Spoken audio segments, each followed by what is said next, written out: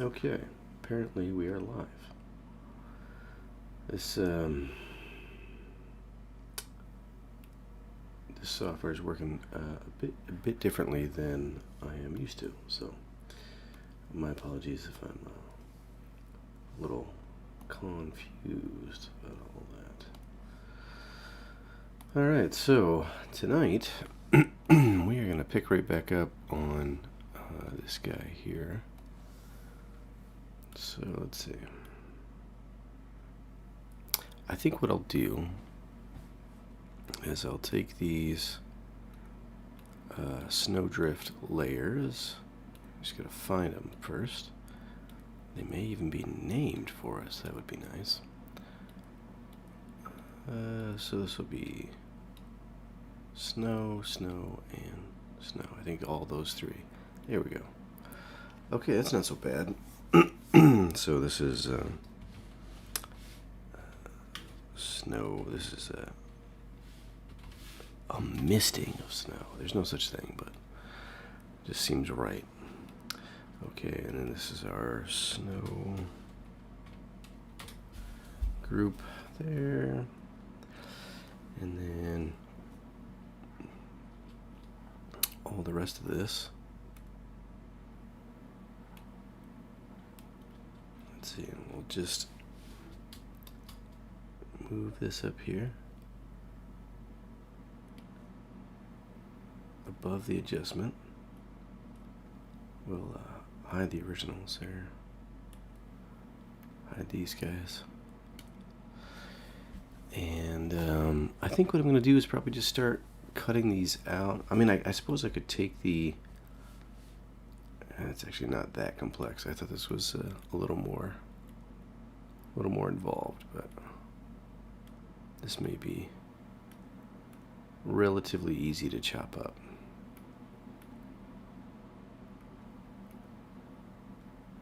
So we just have to combine. There's a little bit like that right there that needs to get combined into it. I actually kind of like to... I don't know if I prefer that on the left hand side there.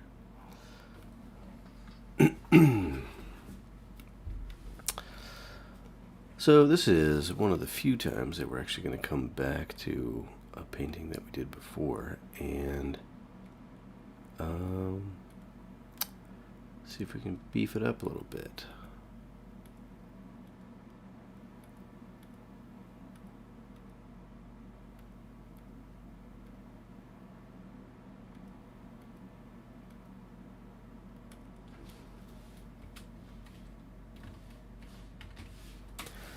I am not sure how much I want to, oh, I like that layer. That adds a lot. This would be snow tossed. Snow that got tossed. Okay.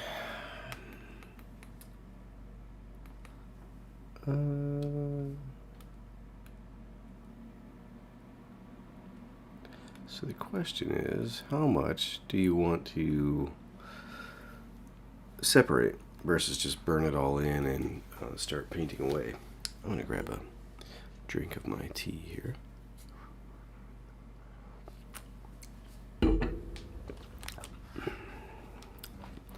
Earl Grey. Hot. Okay. So I think I will take these trees and separate them. And then what's this layer? That's another snow dusting. All the different ways to name snow. And then this is the trees, right? Okay. So here's what I'm going to do. I'm going to take these and I'm going to copy them up to here. Doop. And what else am I going to take? There was another layer down here that I wanted to play with. Shadows.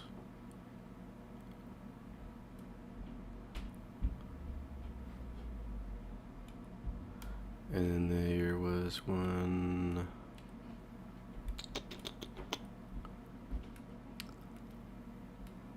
In here, that one. Okay, so this guy, I think I'm gonna add a mask and just start painting out some of the stuff back here.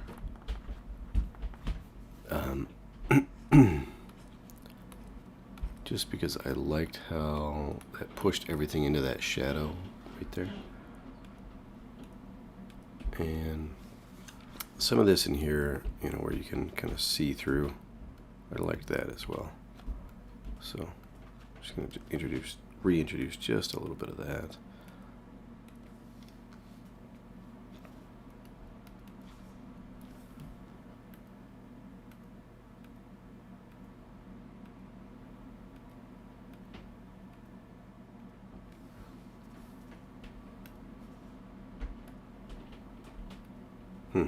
Okay, that's probably fine. All right, so now I'm going to hide these trees.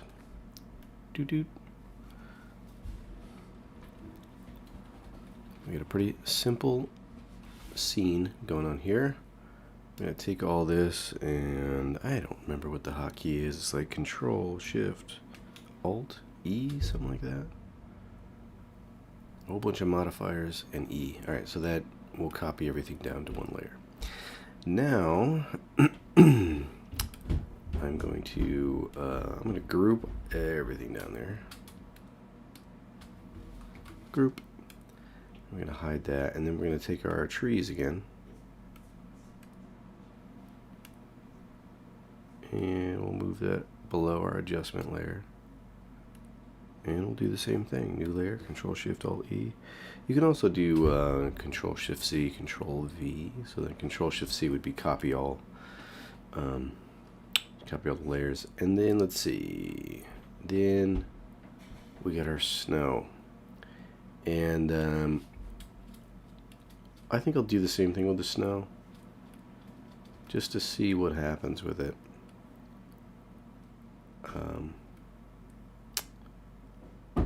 So Control A, new layer, Control Shift Alt E. There we go. Alright, so now we can hide all this. Doodly-doo-doo. And that. And we can... Oh boy. Yeah, I think one of these probably was... That snow layer's got... let's see. Would have been this one. Overlay. See, that was what was going on. So we didn't want to grab that one because that has a different blend mode.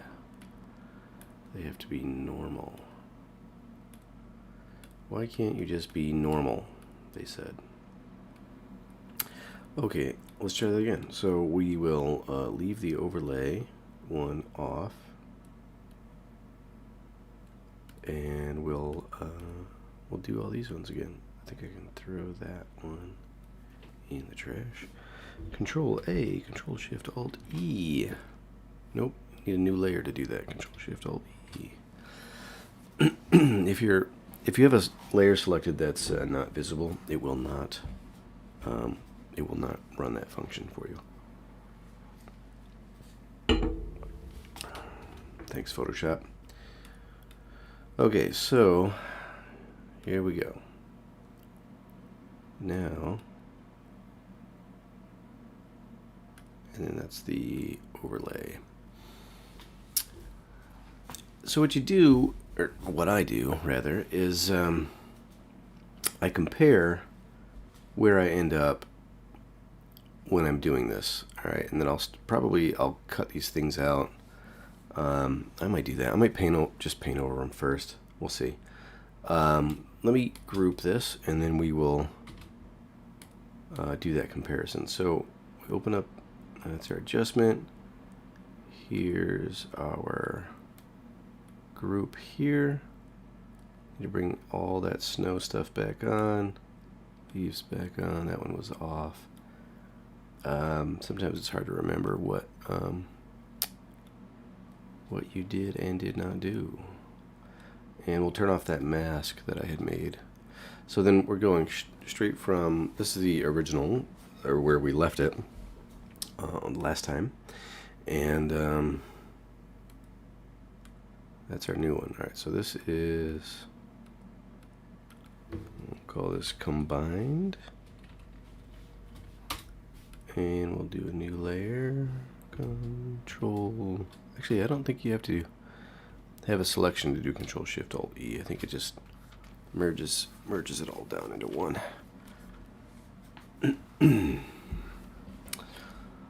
Okay, so comparing those, you know, on, off, looks exactly the same, right? So we're all good there. So now we hide those. This is our flattened painting, and then we compare that to our combined painting. So you can see there's a little bit of color change going on because we applied the adjustment layers outside of the stack, so it didn't have other things kind of over top of it, but that's okay. In fact, I think I prefer it for the most part. There's a couple things that are just a little different.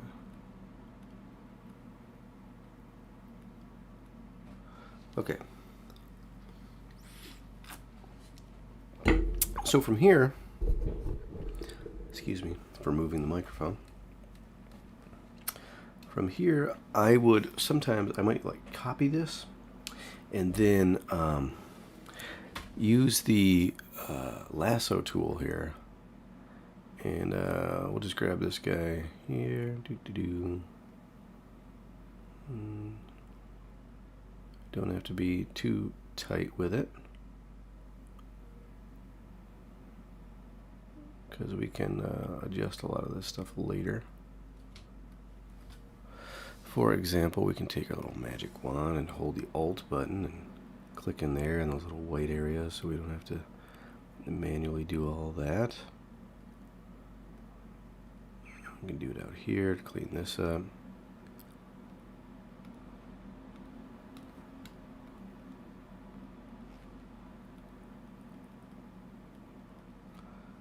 And maybe in there. Okay, that's half decent. I might come in and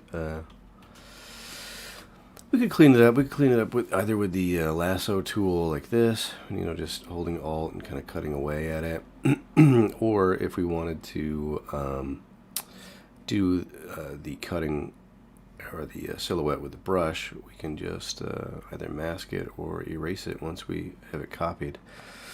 So, you know, this is not this isn't an exact science here to like get the cleanest or fastest result. It's just kind of a mix of what we feel will get us where we want to go. Okay, so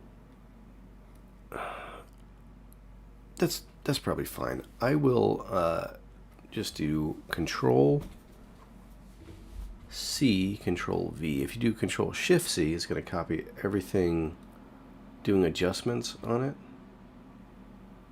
All right, so we can hide these if we want to. In fact, I might just group all that. We'll call that snow effects or whatever. Got to come up with a new new name for snow layers so that every single one has a different name. Actually, there we go. Look at that. Now that we've got that hidden, there's some other features that I kind of like about the original here. So make sure we don't lose those, because the whole point of this is we are coming back to start detailing this out a bit more. I'll save some of that right there. How about this guy right there? Clean this up. Why not?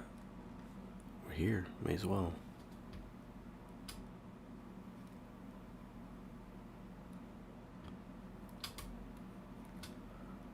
Okay. So now, again, Control C, Control V. So if I Control click that, it gives me that selection, okay, which we're gonna come back to that later. Okay, so I'll hide that guy. This will be our dear one. This is Rudolph. Rudolph. Our money. Alright, so then actually we can just delete that one. We'll grab this guy real quick here. Actually, just quick and dirty with that.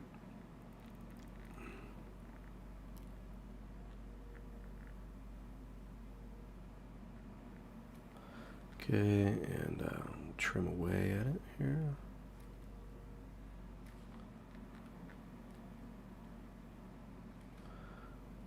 That's fine.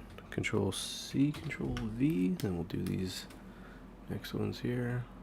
Kind of like the snow on that one, so we'll include some of that in there.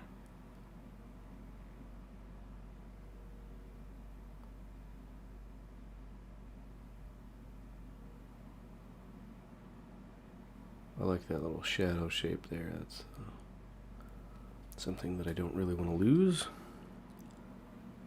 Or if I do, I want to reintroduce it. So again, copy paste. And really I should be doing these shapes a lot bigger rather than the small silhouette shapes. I should be focusing on the more gestural kind of marks, so there's some follow through. So this, like here, it's just one mark like that, rather than coming through and detailing it, kind of thing.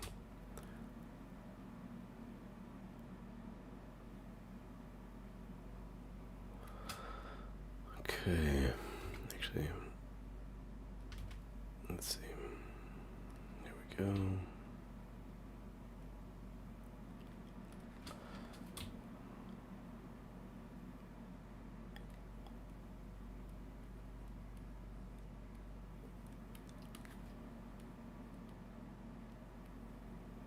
I don't know if I want to bother with that antenna. I guess so.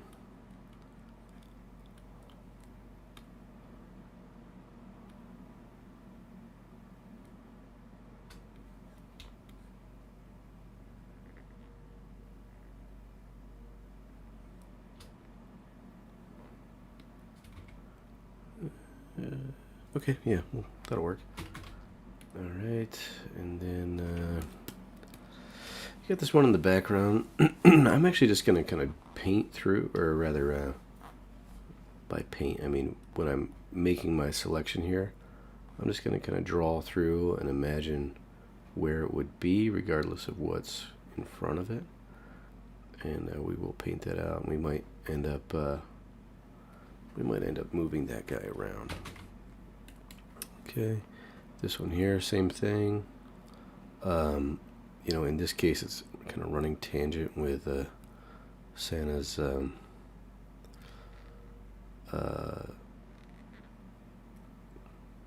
what do you call that? Skid runner there. So I want to make sure that we address that. If you have a tangent that's making the image distracting, that's not that's not good. Okay, something is going on here where Photoshop is now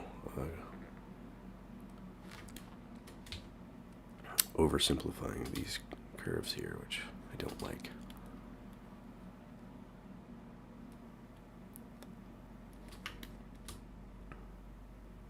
Wasn't being particularly accurate at that resolution when I was zoomed out there, so maybe this'll help.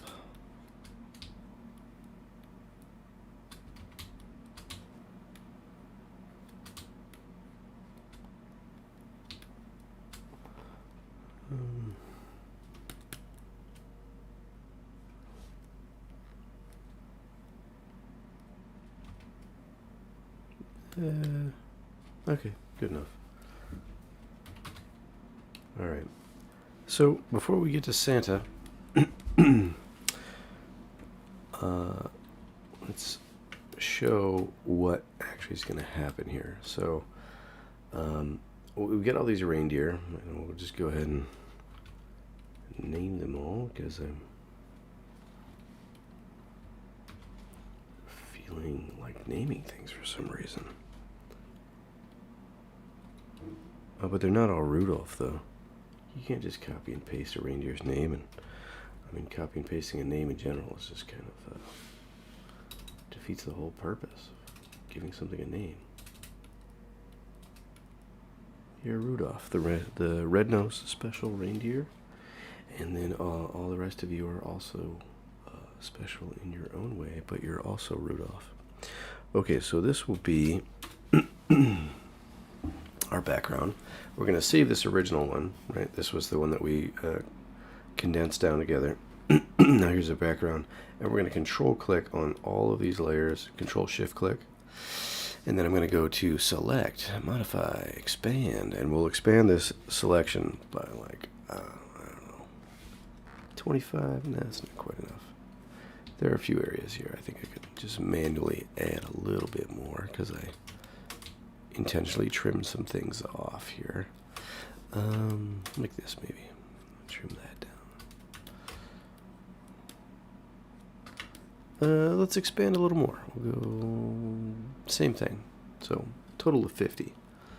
And then we gotta just grab these little edges so that we're completely outside of our silhouette, and we don't want to break that silhouette line with any harsh change in value, right? Okay, so now we just go Shift F5, Content Aware Fill, and we're going to let Photoshop figure out how to fill all that in with the material that's around it.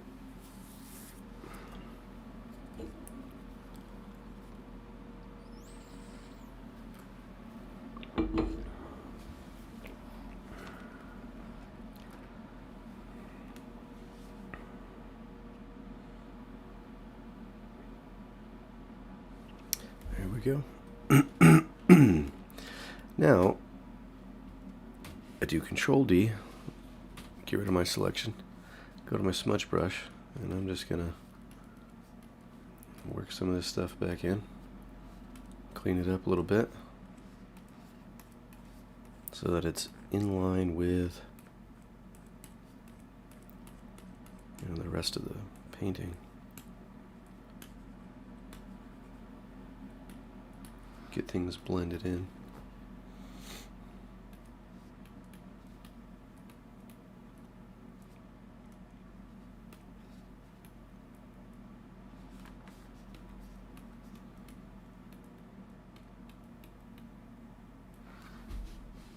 Somebody stop this guy from having too much fun.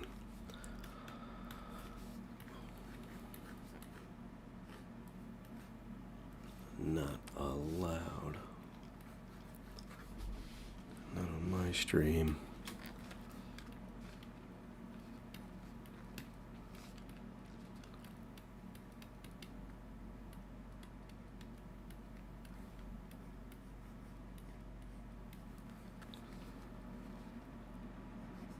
This could probably be blended in. I think this kind of got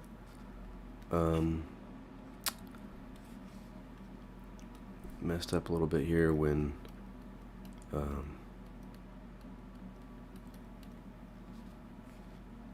we merged the layers together.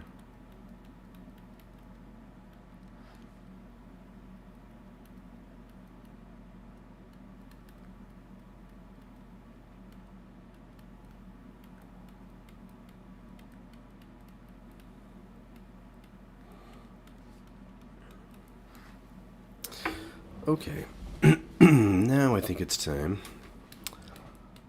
for old Saint Nick. Thought you could get out of this one, did you? Alright, so I think we're going to take... I like this whole... Well, I don't know if we need to copy this, but I do like this whole kind of cloud behind him. I want to make sure we don't lose that. Let's check our snow effects here. Yeah, okay, so let's go with the sleigh, and maybe we'll just grab a little bit of this, a little bit of that snow getting blasting off of there. So let's try not to get too hung up in all the little details, and we'll just do the big picture stuff. Big picture here. And again, the reason for that is you'll get these smoother relationships between the parts. For example, I can see here, I came up here and then added this bit on the back here, but then it doesn't come down. So I want to make sure that these line up nicely. There.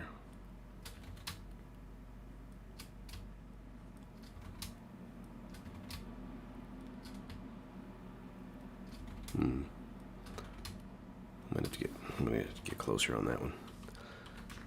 Too much of that from the wrist. That'll probably be fine.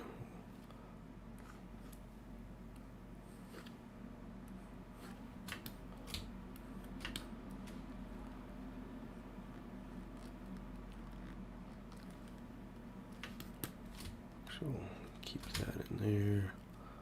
I'll keep these little fiddly bits there. And then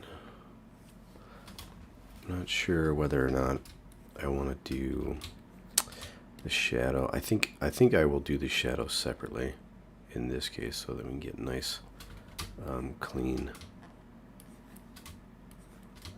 edges on it. Okay, so we can fill all that in, cut some of that out.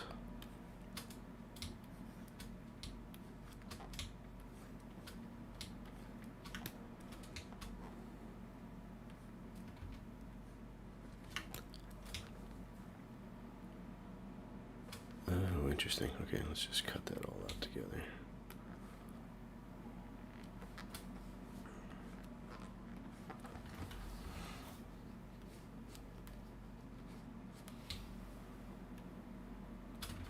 Nope, leave the shadow out. We'll do the shadow separate.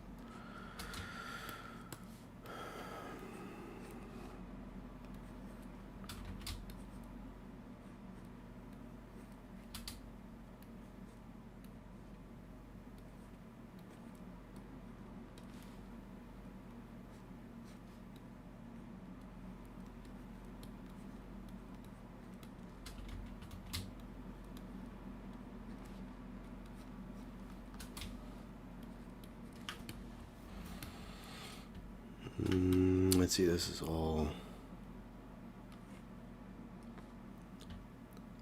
I think that all needs to go in there, but it's...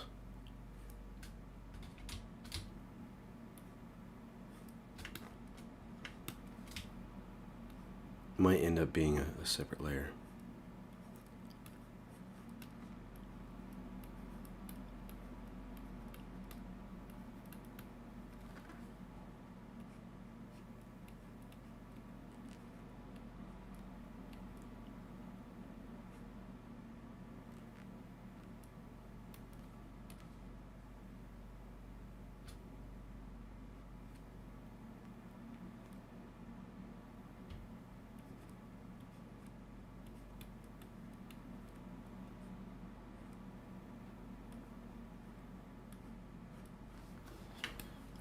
And let's get this edge here.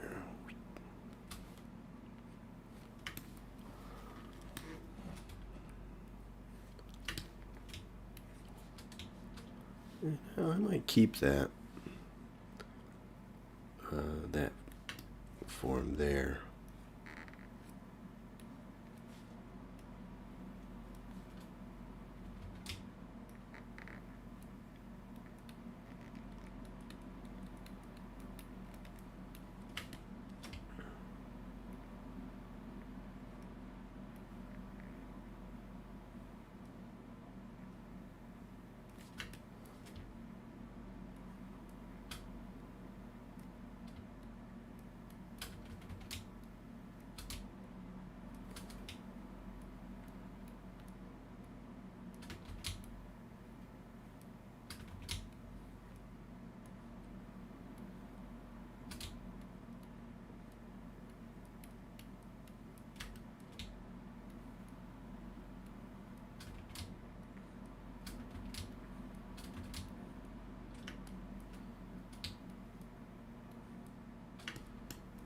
fussing over that.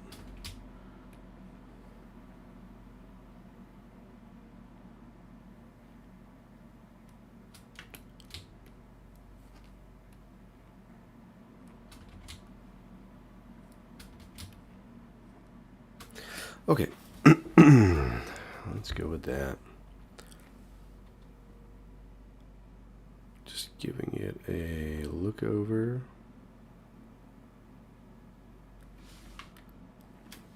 I don't know.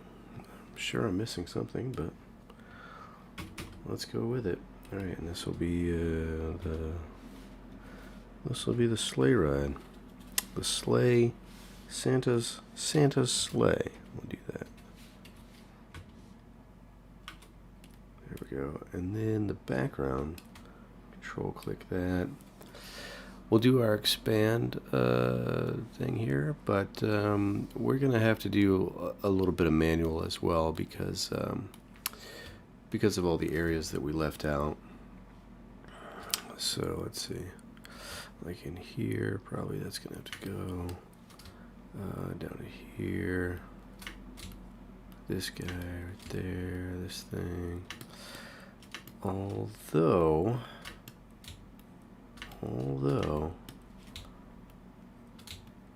we'll see. There might be some things here that we want to keep around. Okay. We're going to do Shift F5 and content aware fill this, right? So Shift F5. See you later. Hopefully, fingers crossed. Sometimes it goes sideways. So.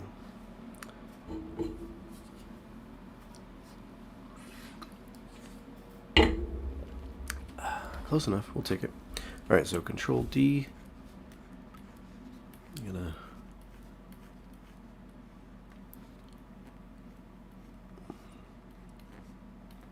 go to the Smudge Brush.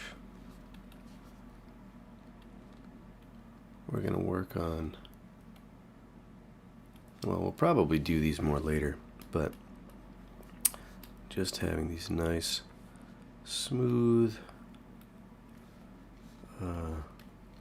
smoky transitions there for the gun barrel.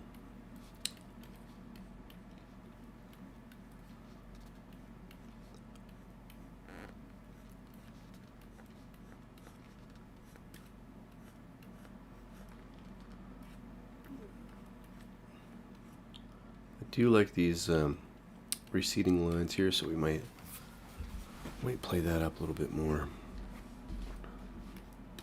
I think this could be more a little more volumetric, right?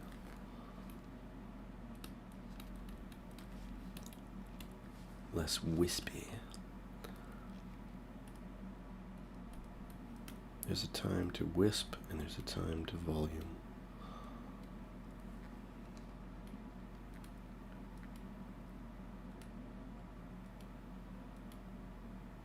Santa's bringing the volume. Alright, so we'll bring in all these reindeer, little snow effects, and then we'll see kind of where we land compared to where we left it. We will have to we'll have to move all these reindeer into their correct orientations, right? But let's see, that one should be above, and then this one's behind, and then that one's above. And then Santa's in the back there. All right, so we take all of that. Let's see. This would be our cut up there. So we'll hide that, bring in our original. So this is what we split apart at first. And then that's what we started with. So we split it apart. Pulled out our snow effects. Something's not right here. Okay, yep. So then that's the difference between the flattened image and having all of these cut out as separate silhouettes, separate layers that we can handle individually. And from here we can we can play with this a bit more. Okay, so examples of that. Let's go ahead and bring in a solid fill behind everything so that we can just kind of analyze what we've got going on here. All right, so we get rid of that. Delete. All right, we got Santa sleigh, reindeer. There we go. So we'll just bring in the ones that aren't really overlapping. Okay, and we'll start playing with those. And all of these, I think, will lock their opacity. And then we can take the smudge brush and just kind of bring in, bring the value across. So like this one here, it's in the background, it's got that much more muted gray going on. So we're gonna we'll mix a little bit of what came in from the tank in the foreground. Get a little bit of that green in there, but we're gonna mix that back in.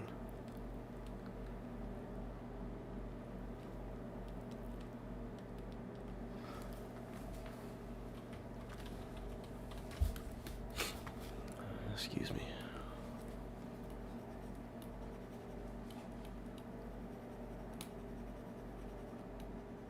And we'll see how these blend. We'll give it just a minute here.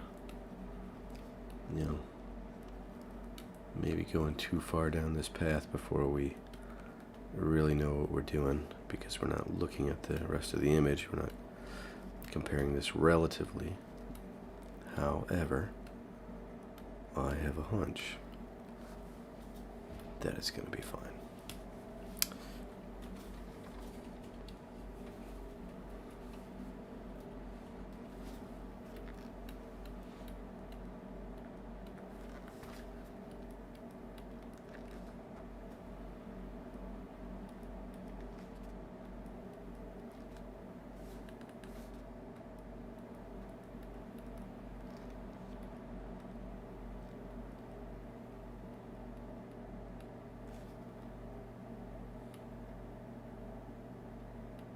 Let's just simplify that. Okay.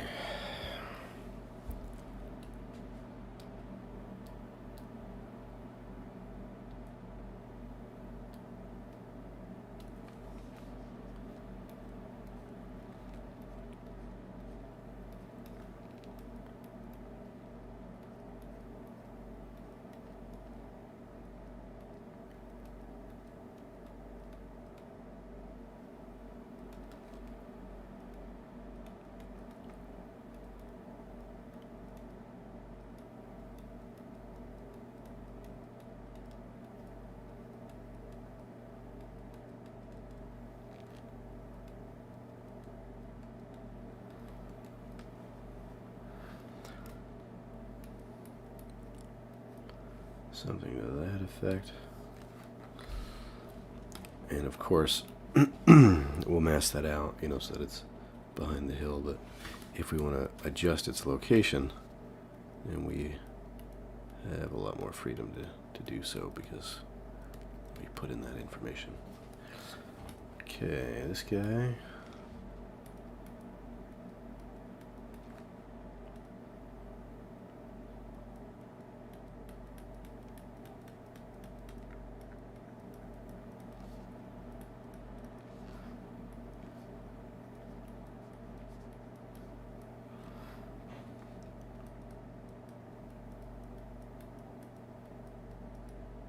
Give this a little bit more of a form here.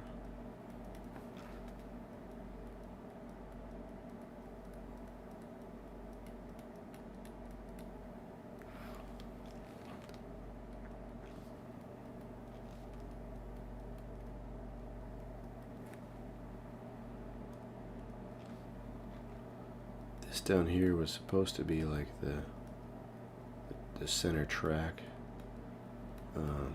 Got a little bit lost, you know, the design it is.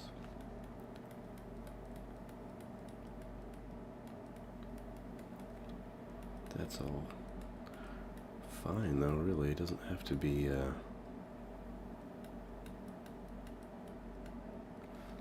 particularly well defined.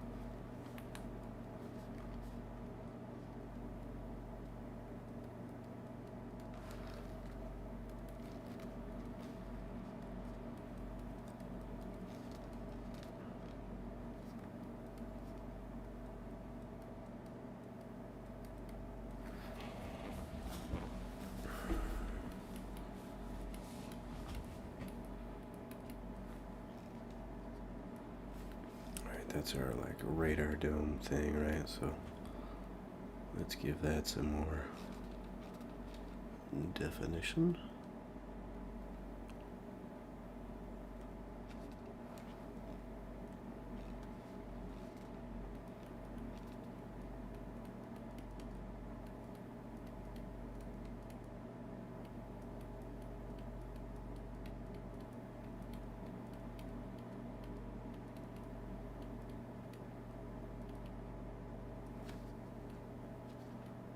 We want all that to just kind of fade into one tone back there. Just gonna bring it all into shadow.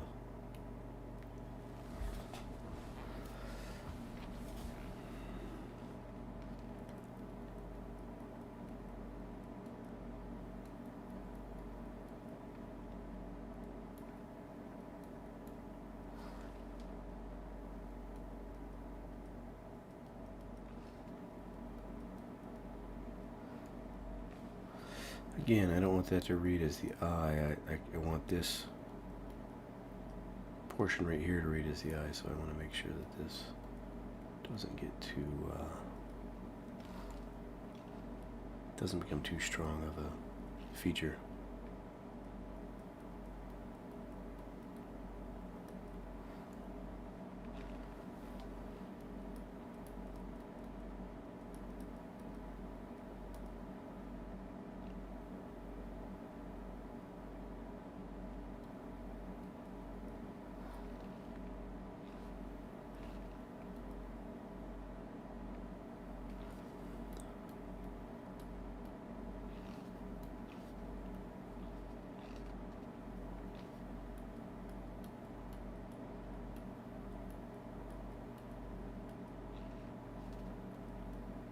Now, as far as the shape of these, like,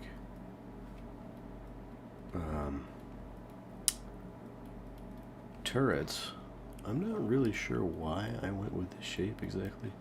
I mean, it's kind of a fun shape, but it's also like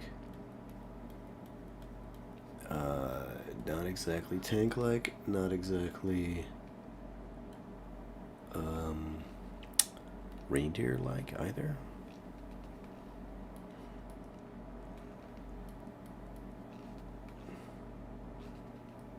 So that is a mystery even to me. Why does he do the things he does?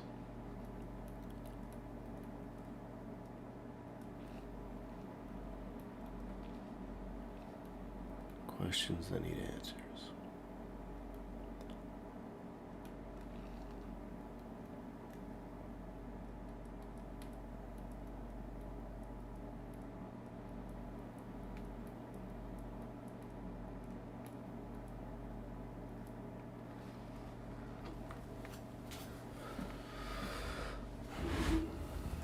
Okay. Let's move on to the next one.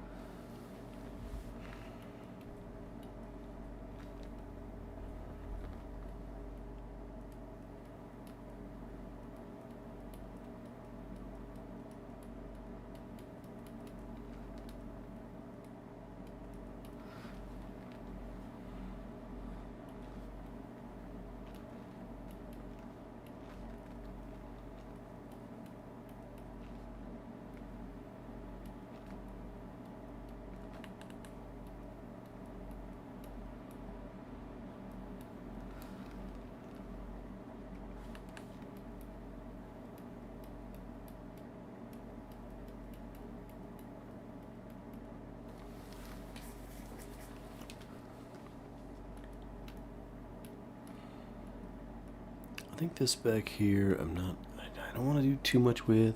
I don't like this shape here. So I'm gonna. It almost looks like a bullhorn, and I don't want that. Or a cow. If you know what I'm saying. Anyway, so I don't want that. I want to bring it back to a kind of abstract, simplified shape. And then we can start pulling out that reindeer stuff again. But in here, I'm thinking,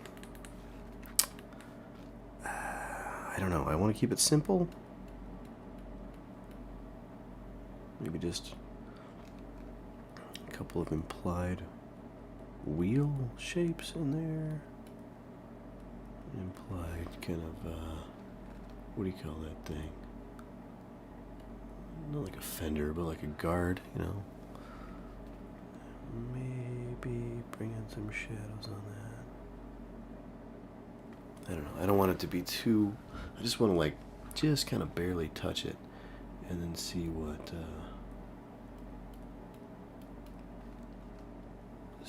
the eye kind of just imagines, fills it in, This is too simple here, so let's figure out how to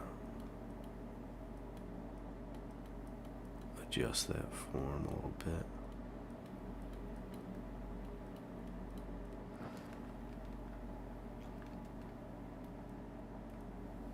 Okay. And on to the next one.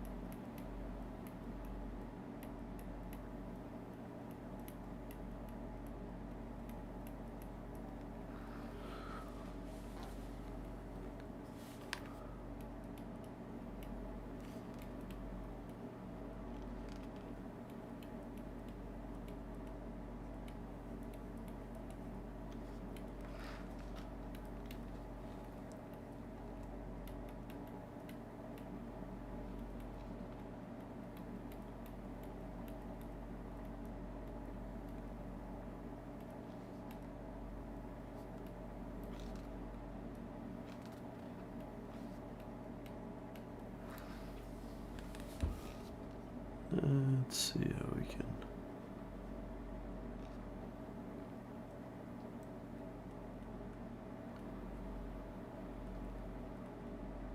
make that shape more interesting there.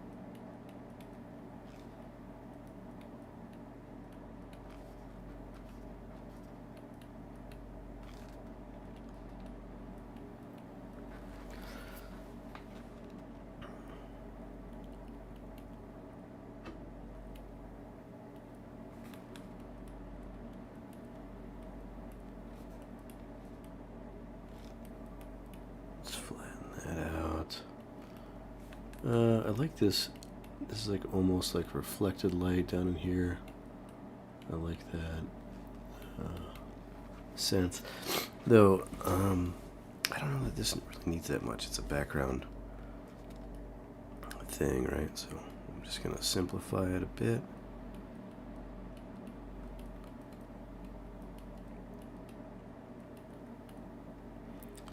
And even that might be too much, you know?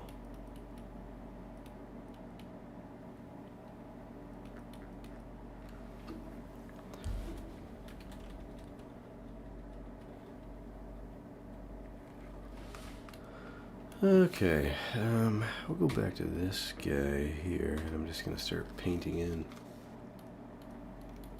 some of these things that I'm imagining we would see in there. Let's try to get that shape, I don't know, perhaps a little bit cleaner.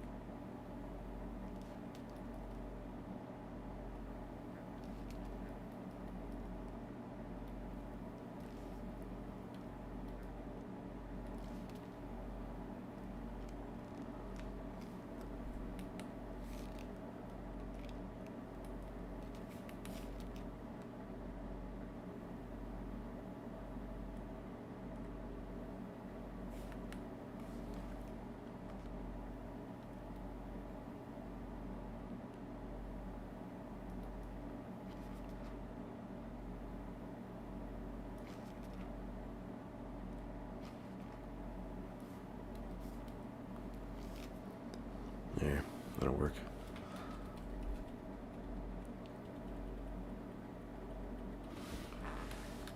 Okay, now this guy, I guess we'll just do a new layer. I mean, we're not saving much here, but just doing a new layer on top to perhaps just give us that confidence to draw and do whatever we want on this layer without feeling like we risk anything by it.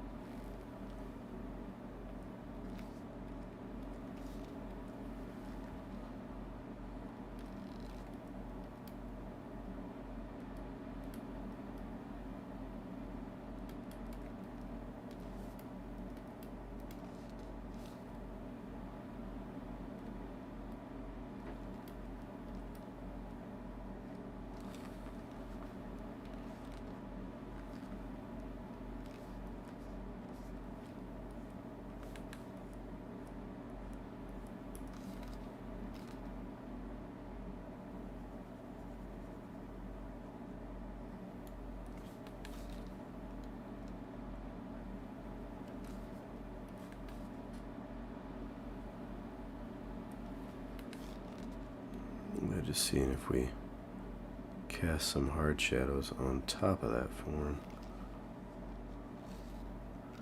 You know, I don't want to do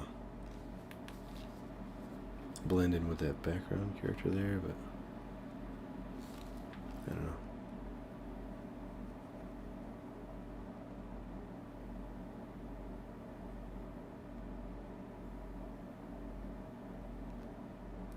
Might be interesting. And we'll just give a little bit of that bounce light in here.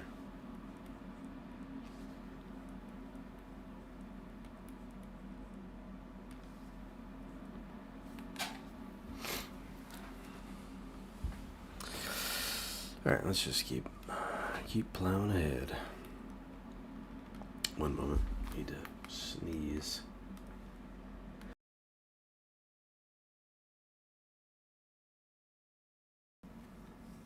Muted myself for that. You are welcome. Okay, and we're back.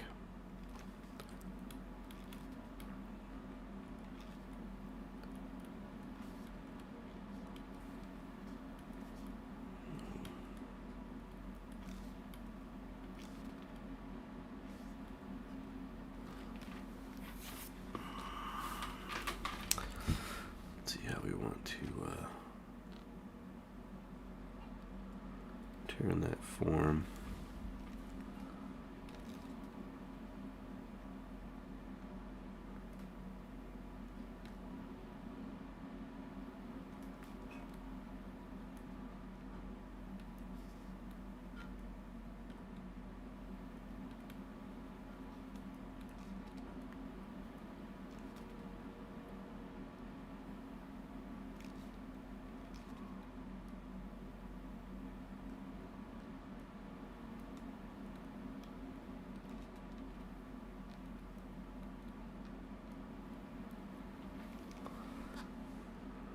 Just do a little bit of bounce light.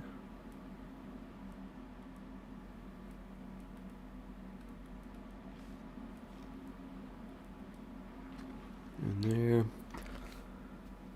I'll leave those in between ones off.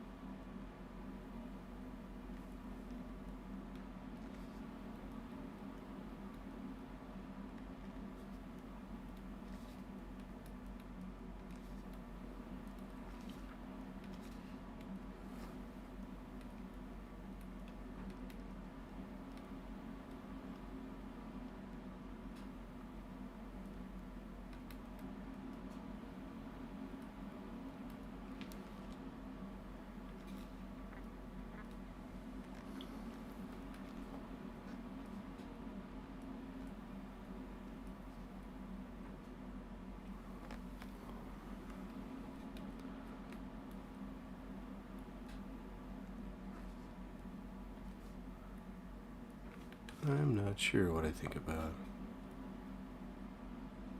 this cast shadow that I put in there.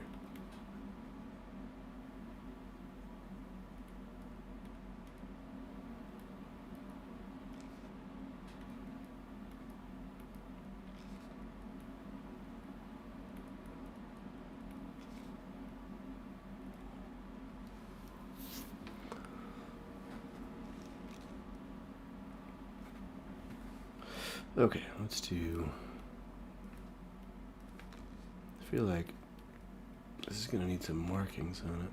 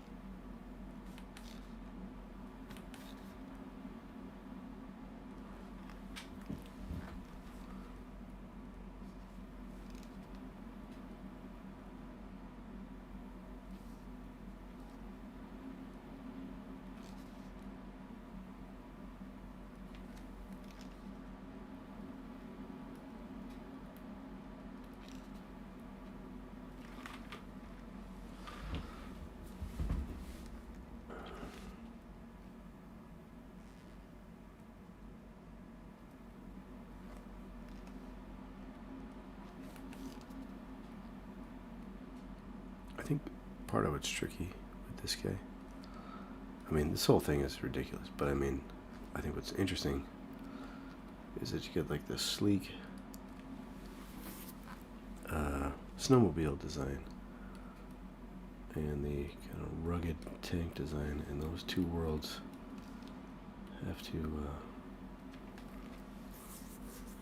to meet. I'm sure there's already a vehicle out there that already fits that description.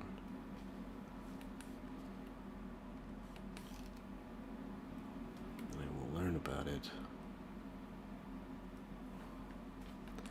after the fact. Let's see. This is interesting. So there's like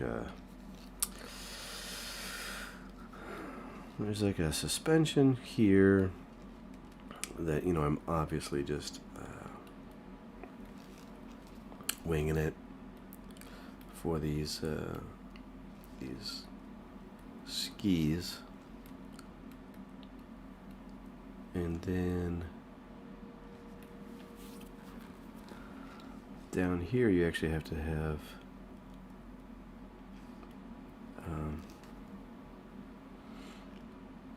a little bit of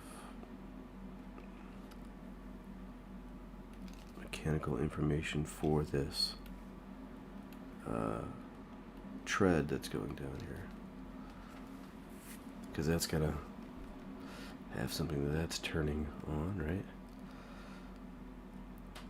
So you have a wheel or set of wheels in here, right?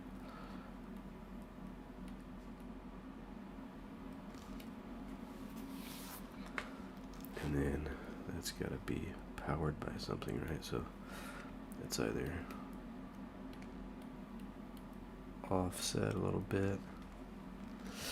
I don't know. It gets complicated, right? If you're actually trying to explain what's going on, which would make no sense because this is a reindeer.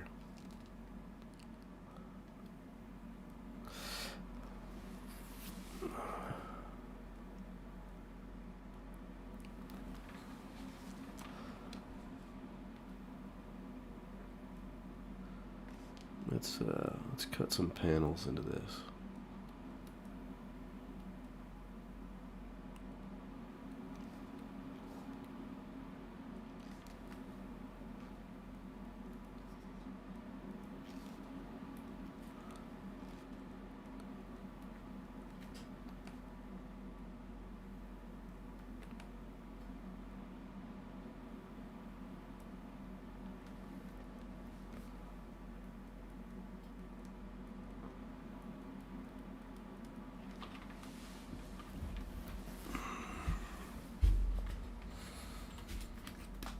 I don't want to get too close because it might be dangerous.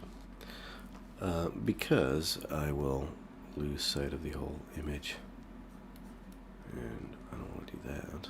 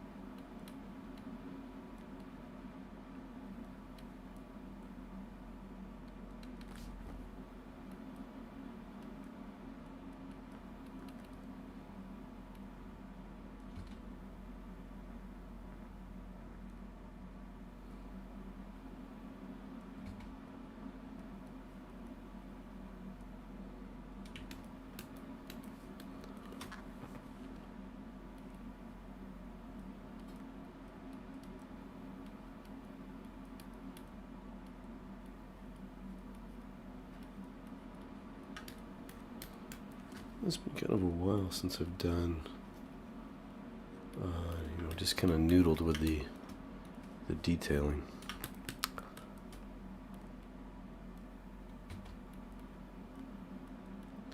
Is it that obvious?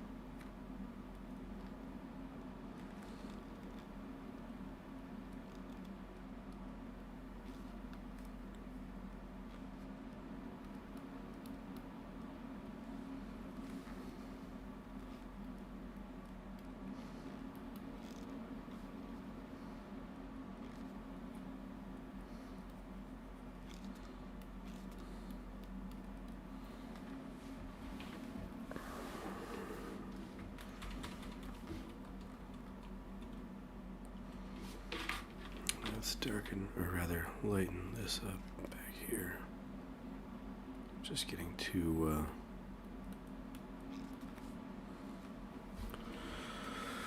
contrasty in there.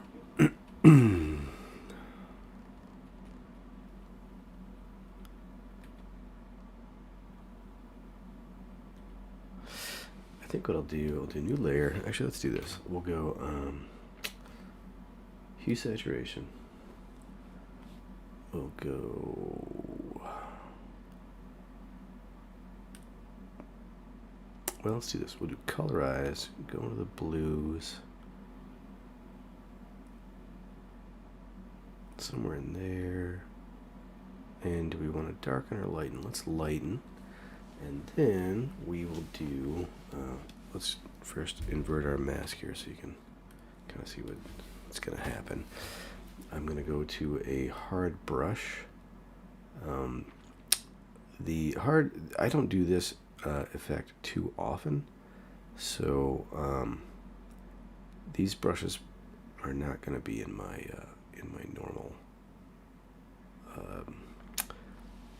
normal group of brushes, but I do have a bunch of like chipping brushes down here. Let me see if I can find those. It's been a while. Like I said, it's been a while since I've done any of this kind of detailing type stuff. Something to this effect. Actually, let's just make one. So we'll use this. It's been long enough. Let's just do it right. So we're going to turn off transfer. Scattering, let's play with this a little bit. We want a little bit of scattering, maybe, yeah, with pressure. We want to increase the count. No. I think we need to have texture on in here, and I think we need to adjust this roundness. That's not going to matter because it's a square. Okay, so we'll do minimum. We'll go a little bit lower. Is there angle jitter? That's got to change too. Okay, just a little bit there, like that, and then I think we need to add a texture. Okay, so texture. What is this baby doing here? Let's go to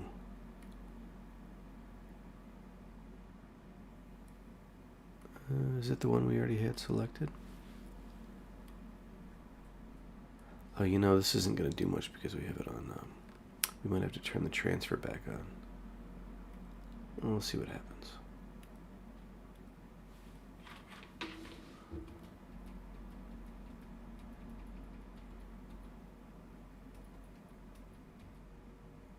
A hard mix might be actually the kind of the correct way to go about this. Let's do that. I like what that's doing. And is dual brush going to help us out at all? Let's just do something to add some randomness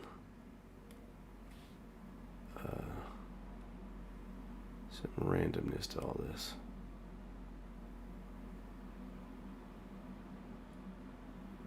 Spacing, scatter, sure. And we've got it set to burn right now. Let's see what this looks like. I'm gonna zoom in.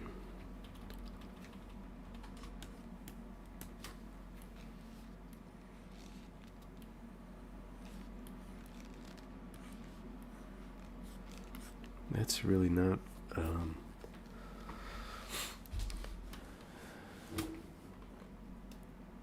that's much more linear than I was expecting it to be.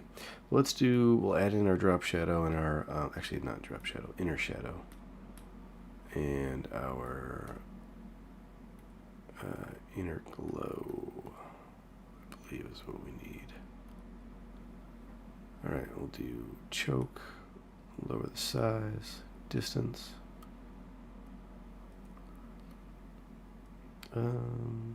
Yeah, we might bump the size to bump it up just a little bit so that you get just a little bit of a soft edge. We can add some noise, lower the distance.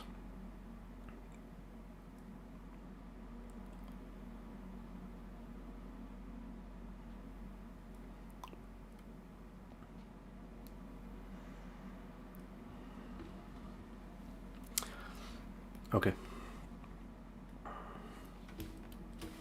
And we can also edit this layer here to be you could do overlay or hard light, or something to bump up that value. I mean, we have it set to hue saturation, so it's increasing our brightness, and then we're bringing in some of that blue. But I like changing the blend mode so that it kind of interacts with what's underneath it a little more dynamically. And then we'll lower the fill. If we lower the fill, it'll keep that that little shadow there. Okay, so we'll lower the fill. We're gonna play with that effect. I don't quite like it yet. Maybe a little too strong, so we'll go somewhere in there. A little less. Lower the noise.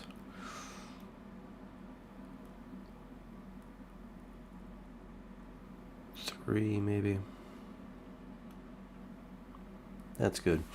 And then, actually, we will do a drop shadow, but this drop shadow is going to be actually a light. So, color dodge, or do we have linear dodge? Let's go with color dodge, because that kind of comes in and out. You don't get it like this absolutely perfect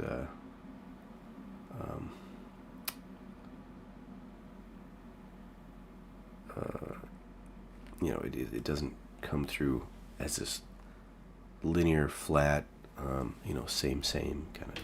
That's like the lamest way of describing it, but that's all I can say. You want it to feel like it's kind of having a different effect in different areas, a little more dynamic. Okay, so that's close to what we're going for. See, we're just pushing that edge there. I might tighten this up by decreasing the size, maybe lowering the distance a little bit so that we get it on the top and the bottom. It's kind of this is a call that you want to make depending on like the angle of the work. So if you were to do the angle of the edge, so if you're just doing like one object and this plane is kind of coming at a certain angle and it's going to catch light, on this edge, then you could easily set this up. We're going to try to do this in a more versatile way so that we're going to be seeing it kind of across all these different forms, or all these different tanks here. So actually this may be the best because they all are kind of coming from the left to the right. So this might be the most useful for us in that regard. Let's see, let's add the noise. Just a touch of noise. Okay, so now returning to the brush, this is just, it's too square. See, if I take a slight stroke and then I push, then it kind of chips it out. I want it to be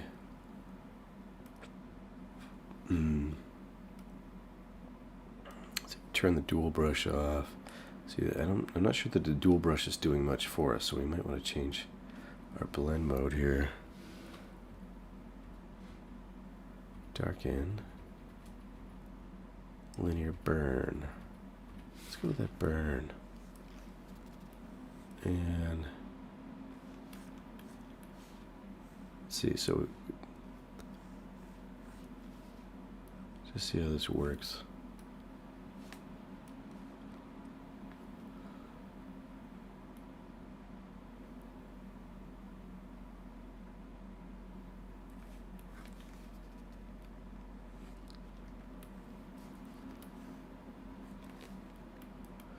The important thing here is that we want it to be, it's got to have a hard edge. I'm going to go ahead and delete all of that, and then we'll paint it back in. We'll save this. Just whatever. See how this goes. So we paint along that edge, any edge that we want to show, this wear and tear. This is more chipping, right? I think if we do a light stroke, we get a more defined edge. And then if we push harder, it spreads out, right? Okay, so this is just a quick way to get some wear and tear, but it's also versatile enough that we can actually come back and change a lot of these settings if we wanted to have a little bit of a different feel.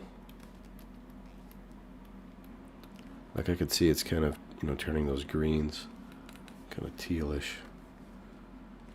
Maybe we don't like that. And then you know what else? We might not like the shape of the brush itself, so we might come back in with the eraser, kind of come across the form.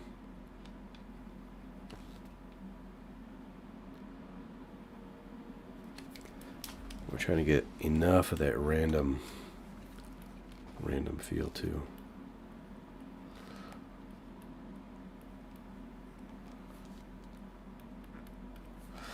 And then if we want to get fancy with it,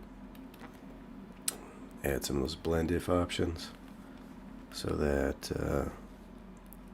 it's not showing up in the shadows. That would probably, like in here, that might be kind of cool to put some wear on there and then do the blend if. Actually, even as it is, it's not really coming through there in that shadow shape.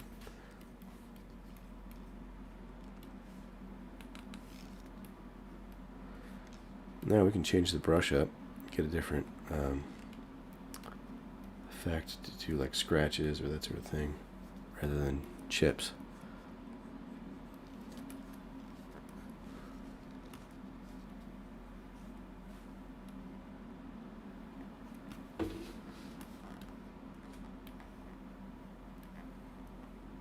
And of course, as you change the shape of these, it will help describe the form.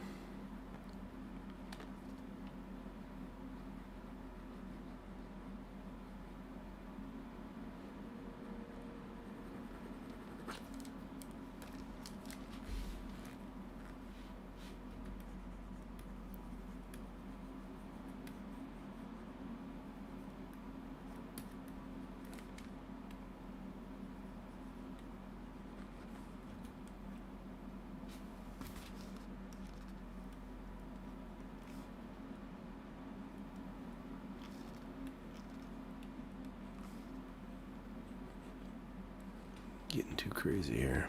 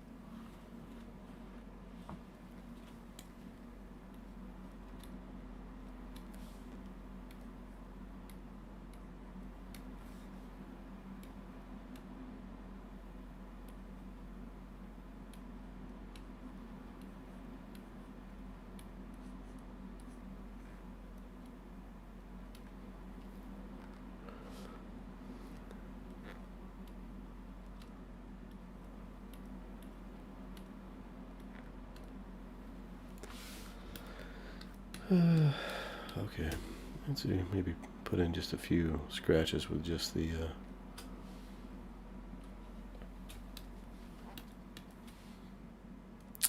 what is this tool? Lasso tool.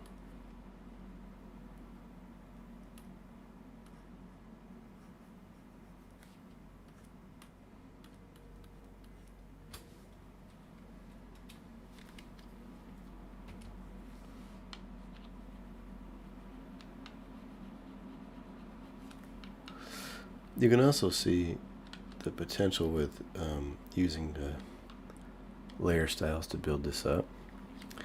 You know, I have it kind of set up as like light, but really doesn't need to be. You know, the idea here is you get a little shadow. I'll zoom in here. A little shadow catching, coming off of the edge of the paint. So there's a little depth to the scratch, and then having the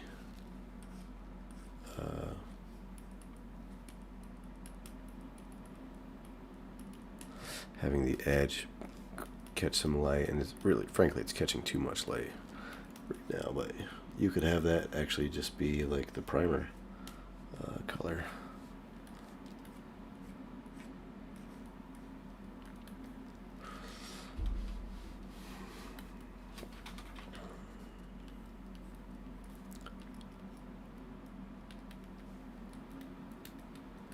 And I'm just using the smudge brush on this part. That might actually be a little easier to control than that crazy brush we just made.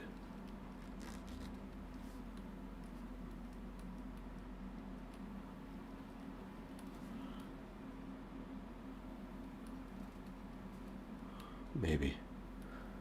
Careful what you wish for.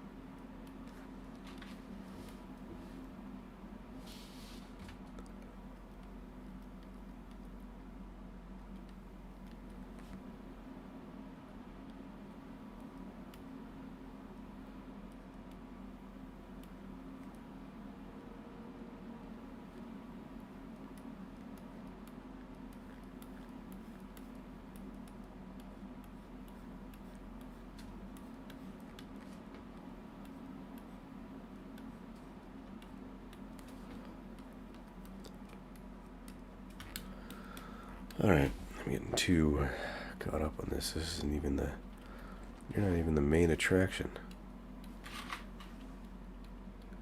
What are you doing here? Rudolph? You're not even Rudolph. You're not even the second attraction. What am I doing? So I am going to adjust this effect because it's just gets way too harsh in there. I think that's our drop shadow, right? Crazy, isn't it? All of that is happening on the drop shadow. And if you just want that chipping, the rest of it's adequate. So let's push that way back. And I think our choice to do, we did color dodge. That was a mistake. Let's go with a warmer tone. Go halfway up. Let's do maybe overlay or hard light. Something that's, you know, it's going to show up but not be so overpowering. How about that? How about that?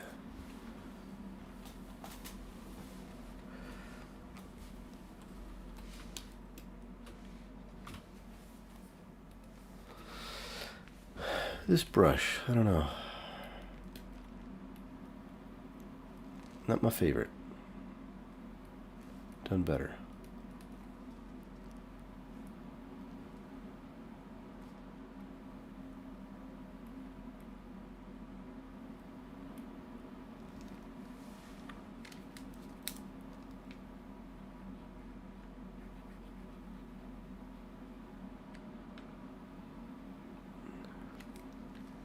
Suppose we could reverse our eraser as well. You know, paint some in like that.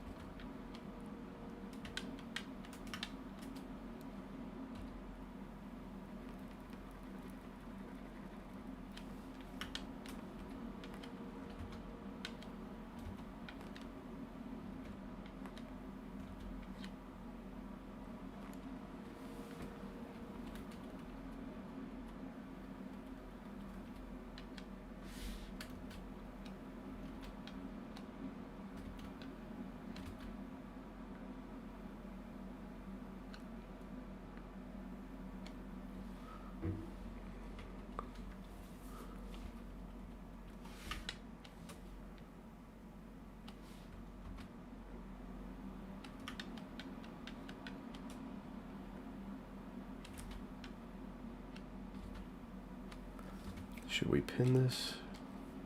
Probably should, huh? Pin it to that layer so we can kind of draw right through.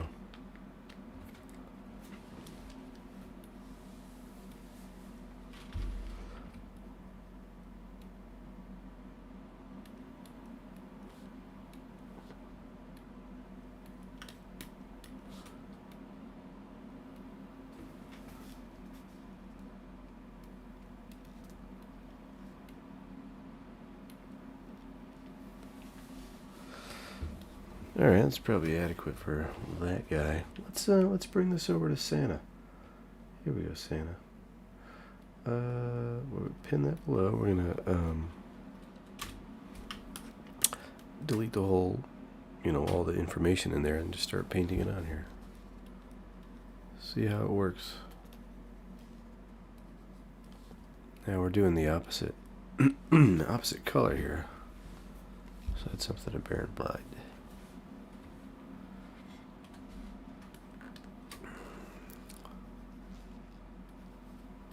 Yeah, what are you thinking, Saint Nick? I don't want to go too crazy with this because for Santa, I think we're going to probably adjust the design of this sleigh a bit.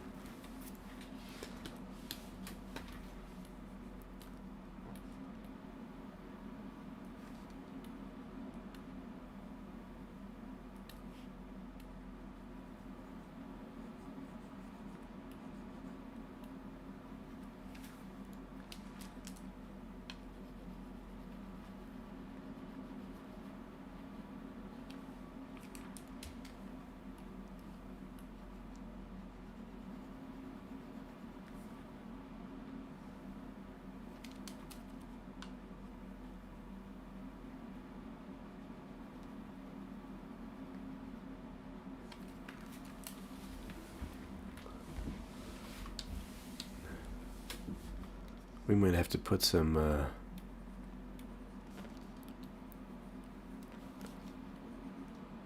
hits on Santa here. Show that he's not messing around. He's got real enemies. I want to take him out.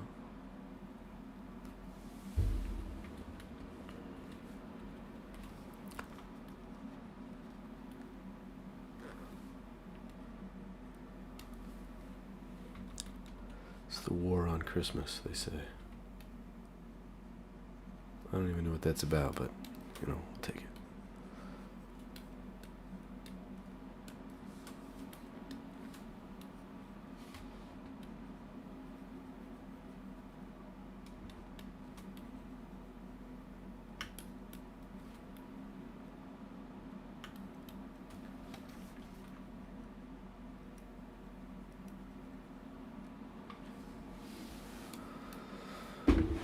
Okay, well, I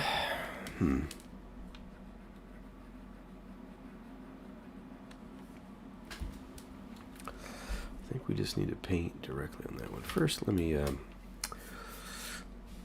see what I want to do with this guy.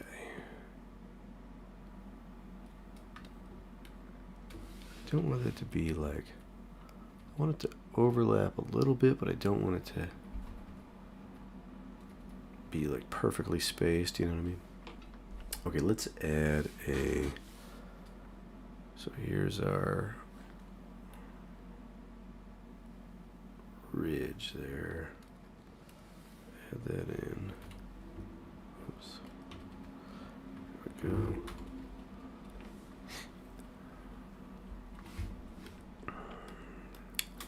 Now, Santa, we can do some work on you. There's a bunch of things that need to get adjusted here. So first of all, let's get a half decent brush. We'll go with the flathead. First of all, we gotta line up this turret.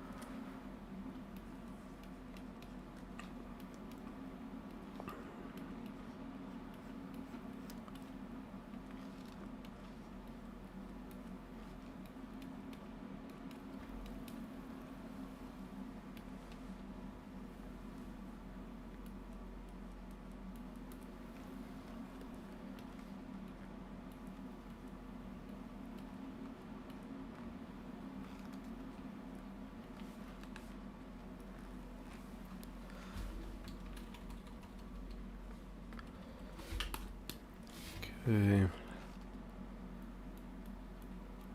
Let's just maybe we just bring that all the way up.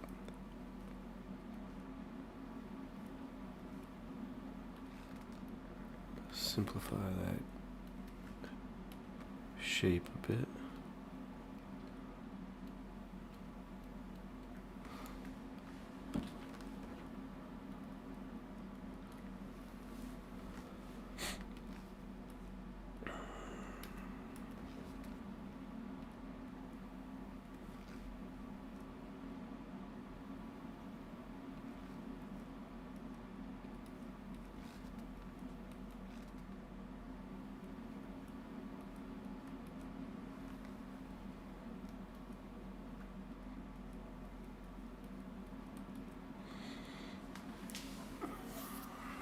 Let's see.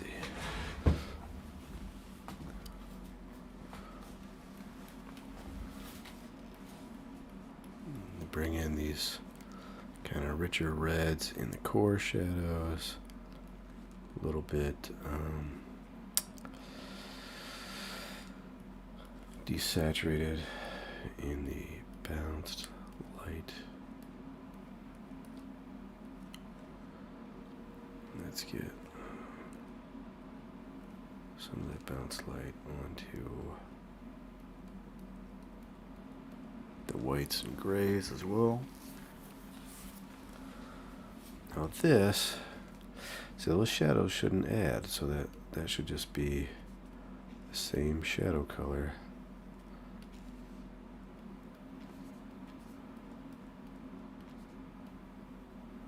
That comes through here, and then the bounce light is the same bounce light. So all that should just be the same.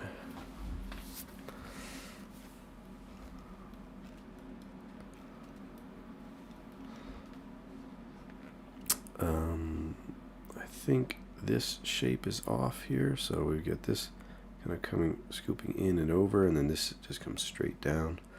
So I think we either need to mirror those, like make them symmetrical, or make it obvious that there's some reason why they shouldn't be. You know, like maybe a little hatch here or something.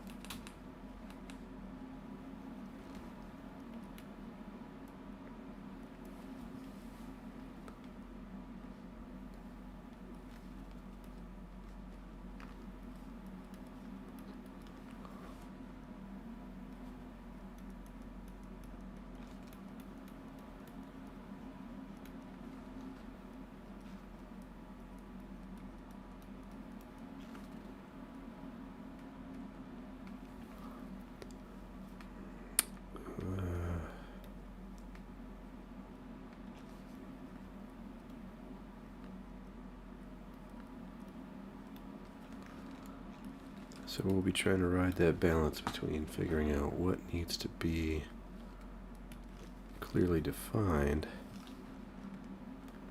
and what needs to be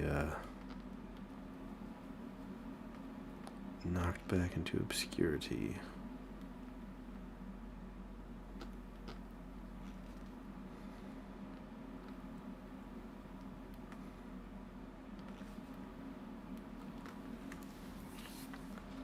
And you ask, why do we need to figure this out for the Santa tank? Sometimes you put your hand to the plow and then you gotta finish plowing that field before all that effort is wasted. I couldn't tell you why you chose that field, but it's the one you started working on, so you better finish it.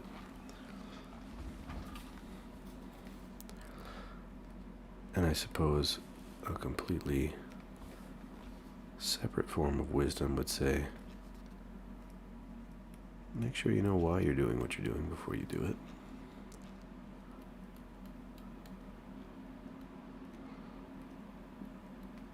Know when to stop if you've gone too far, all those kind of things.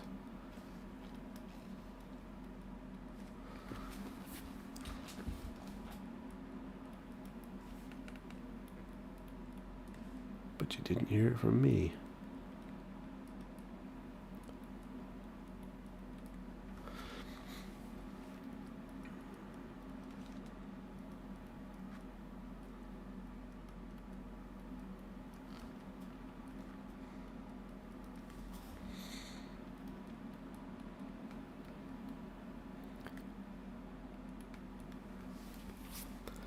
Though, I suppose it's possible that you may have.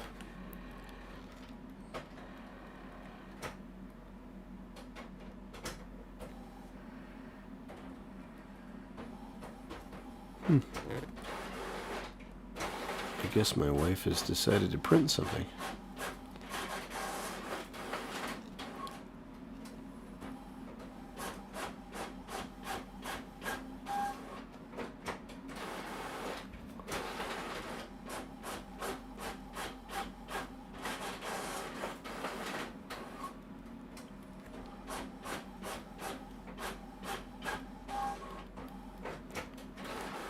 So enjoy these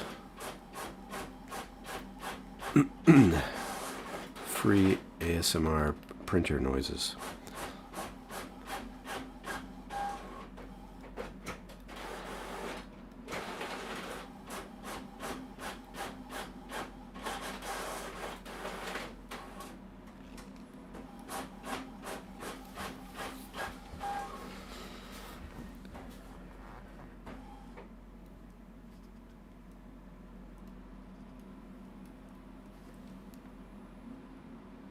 We'll have some grease or something running down the front here.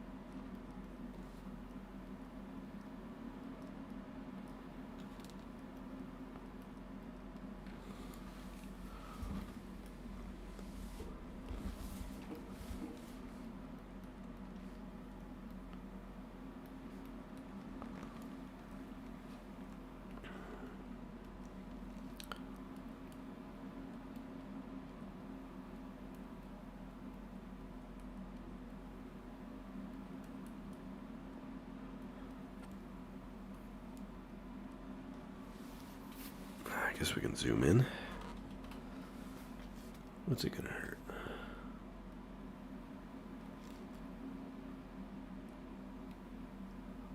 And that grease would not, necessarily catch on there. Wouldn't follow through from the top to the bottom, so we'll adjust that a little bit.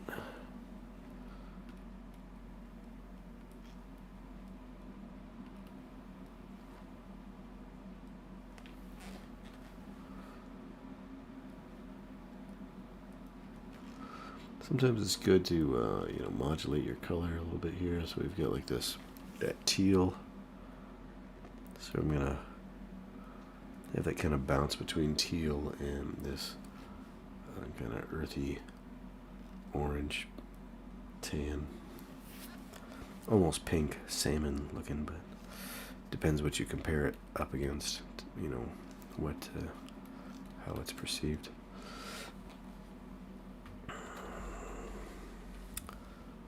Okay. Any more changes to Santa Claus? Well, we don't have a ton of detail in here. That's fine, but it's not really explaining. It doesn't describe what's going on in that area, so I might want to beef these up a little bit here.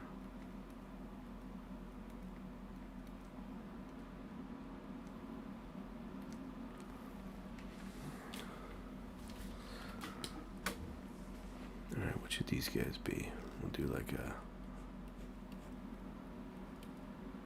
maybe these will be fuel canisters on the side here. We need to have a handle on them. For the reindeer to pull those off and use them.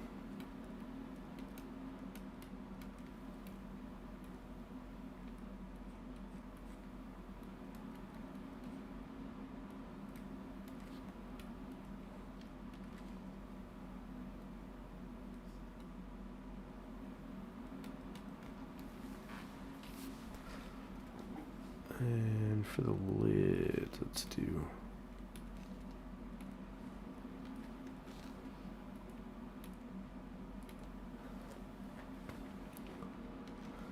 maybe we'll have some, growtiness running off of the bottom of those too. Why not? Alright, we need some like tie downs and all that kind of good stuff.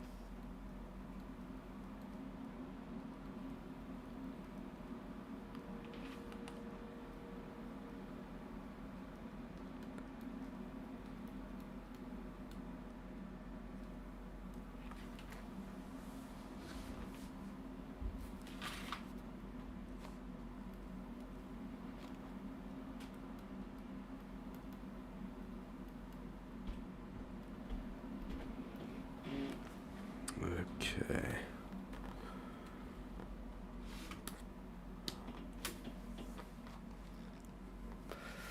Maybe some cables running to some lights or equipment out here.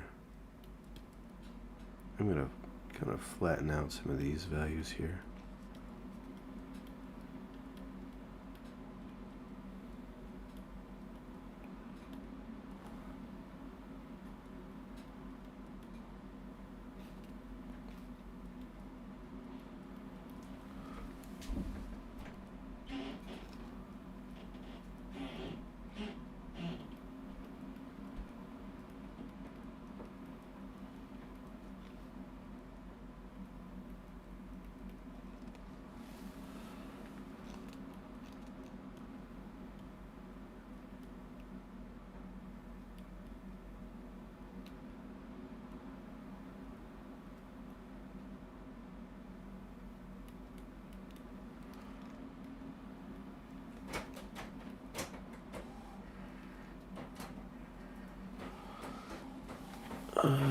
Okay.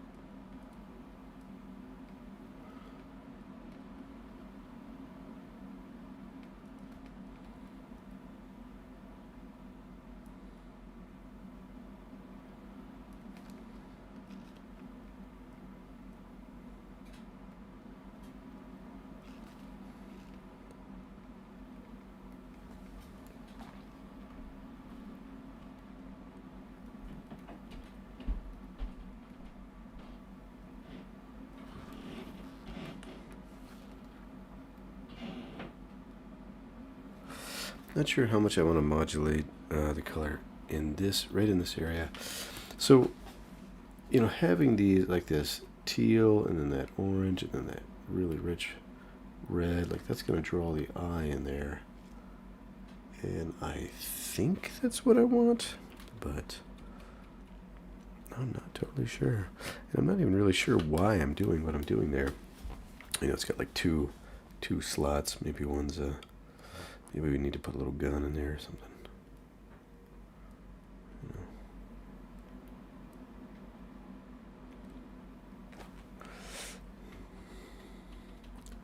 It's gonna be pointed down.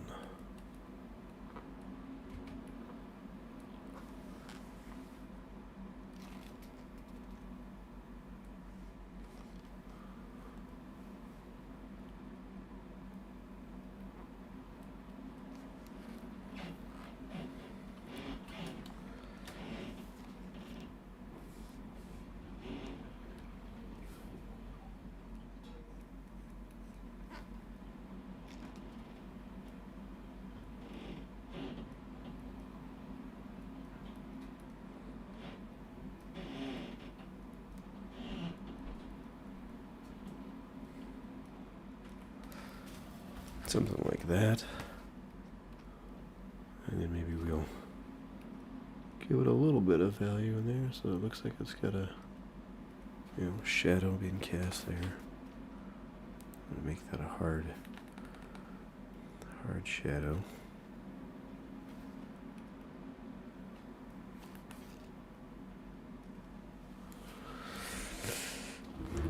And we'll keep the bounce light in there going all the way through.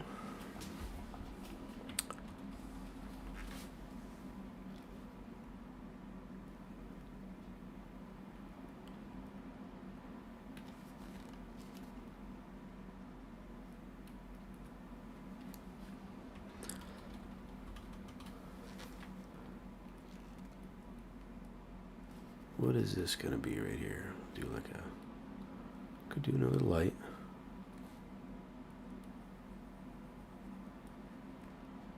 Can't have enough light.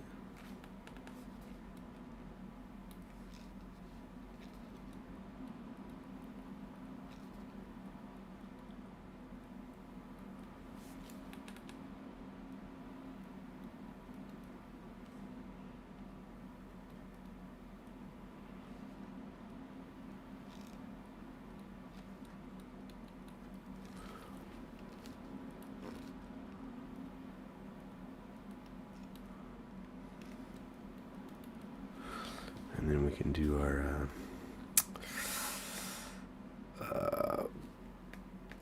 cables and stuff running up here. Don't want it to go tangent with that, so bring it down under, over.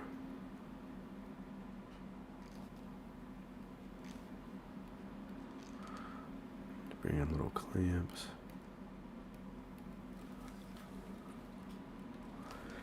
Let's zoom in on that.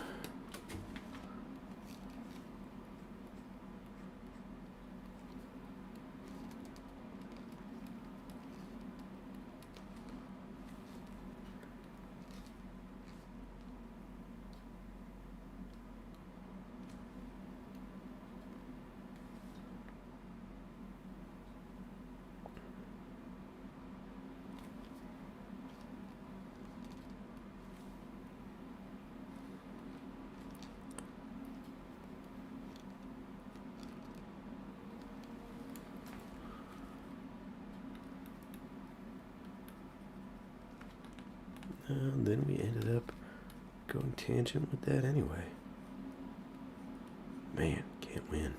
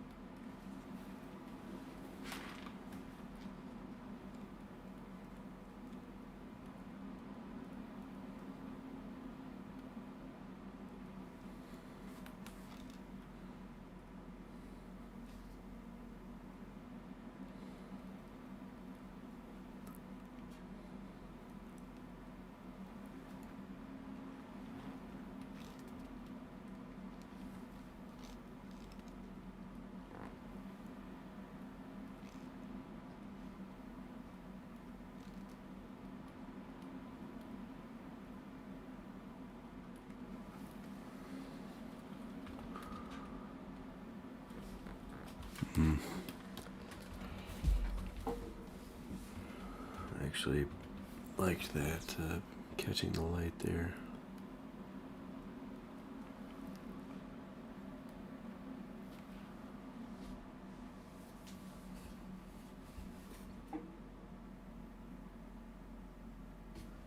Sorry, just looking over at the chat. I missed this. I'm not sure how long ago that came through. Any inspiration from Patton or maybe Rommel if the 12 Days of Christmas was Israel's 3-day war? Yeah, those are I think could be explored as good reference points. I don't really like. I can't say that there's too much of a concept here for this sleigh. I've just always wanted to do a Christmas tank, you know.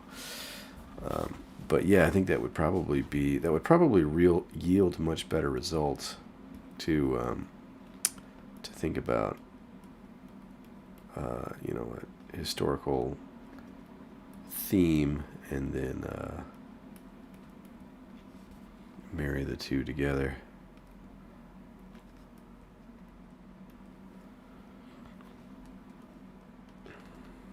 Alas, I'm just not that deep.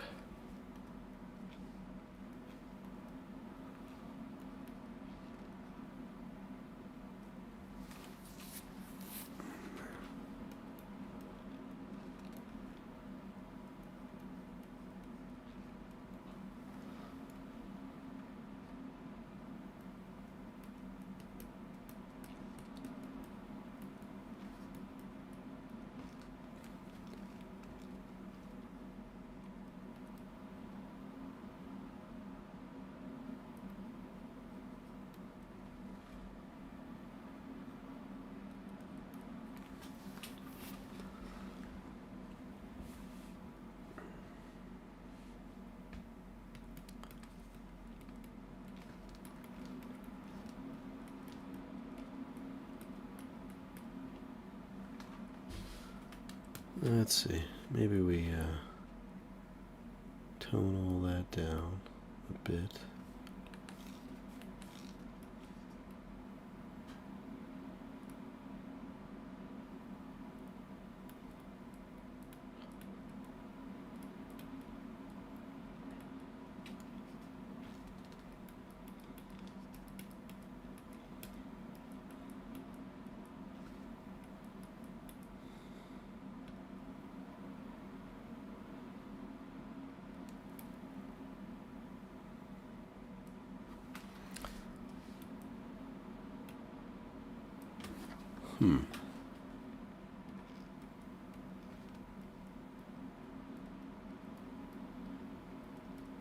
Sometimes I wonder what I'm doing.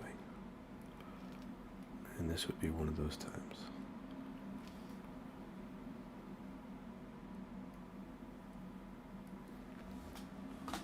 This might just be one of those days. Like, wait a minute, what?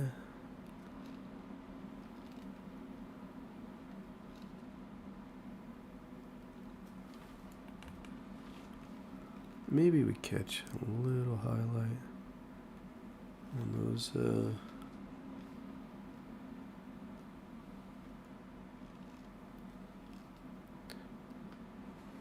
lines on there. Maybe we do that here. I don't know.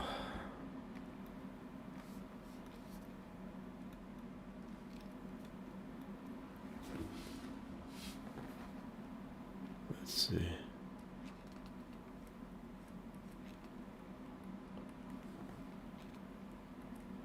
Catch a little bit of that teal in there.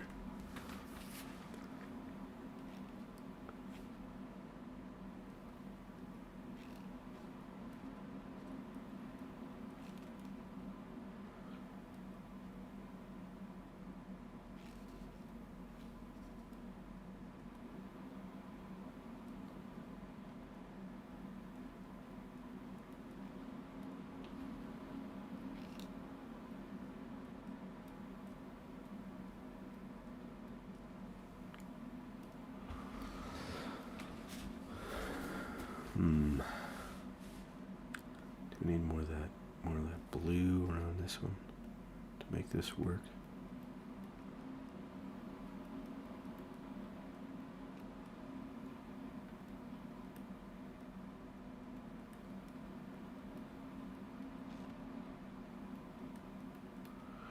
And a minute ago I thought that was working, but now I don't.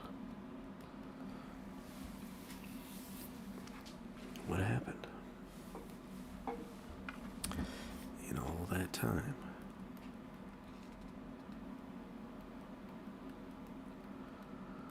Well, we do have to reintroduce our chipping layer there. So let's do it. Let's see how we might adjust this. We'll go with the fill. Okay. Whoops. This guy. Inner shadow. Drop shadow. So we'll drop the drop shadow for now. We'll go with the hue saturation. Set to colorize, so we want to be in that like blue zone, right? But this doesn't look like it's really fully. That's interesting. Maybe we just need to saturate it some more, and maybe for this one we'll lower the value rather than raising it, because we're already competing with all this other bright stuff going on here. I don't know. Let's go back to that blue. Saturate it. I don't like it. It's not quite working for me. Let's just go desaturated. Doesn't really matter where we end up, does it? I think we have to end up with like the opposite color to really get the desaturation that we want.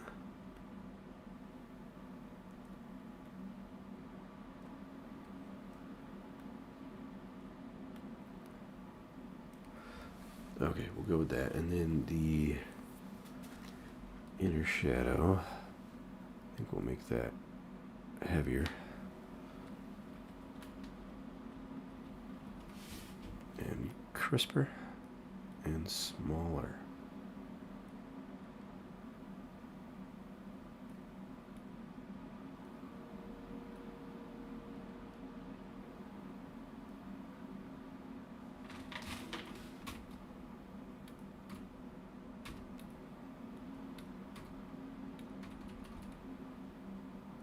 That's weird. Okay.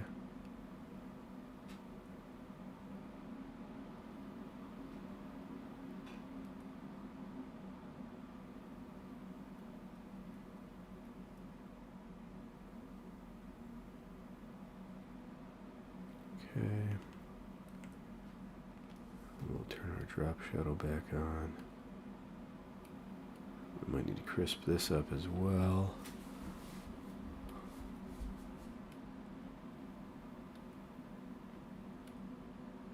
Whoa. No.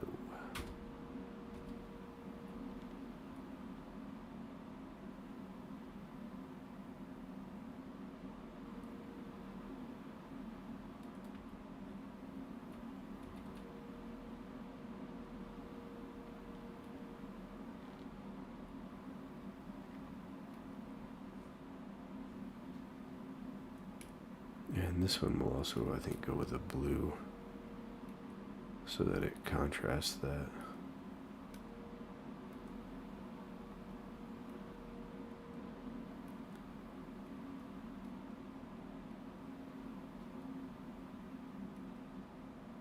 Contrast that red.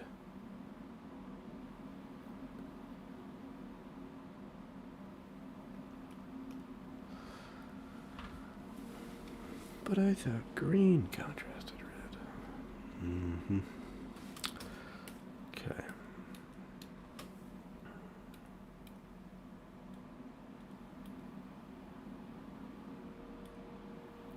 I might just, well, I don't know.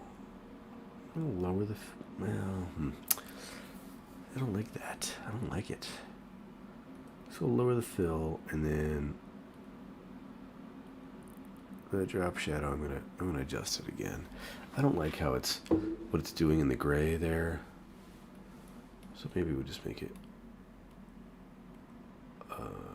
closer to gray.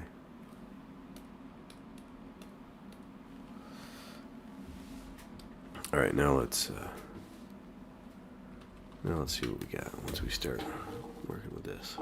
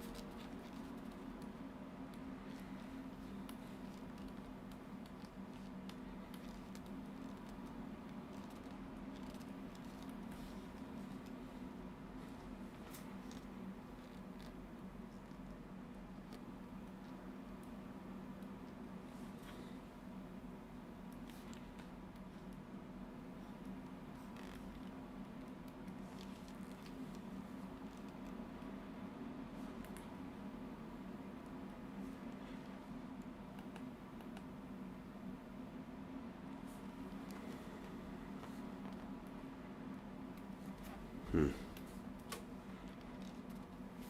can see now I'm just tempted to use this for panel lining, but whatever. If that's what it's gonna produce, then I guess that's what I'll do with it.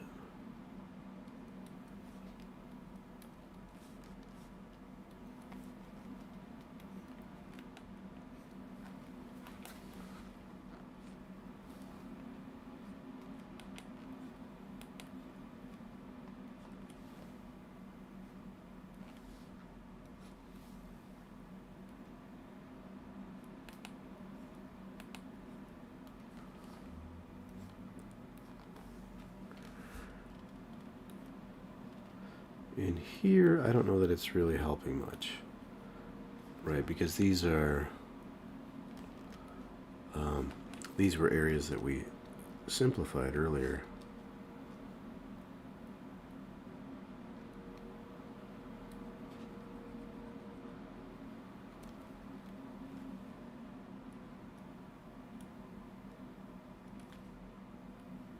Maybe we'll see about using it to accentuate those panel lines.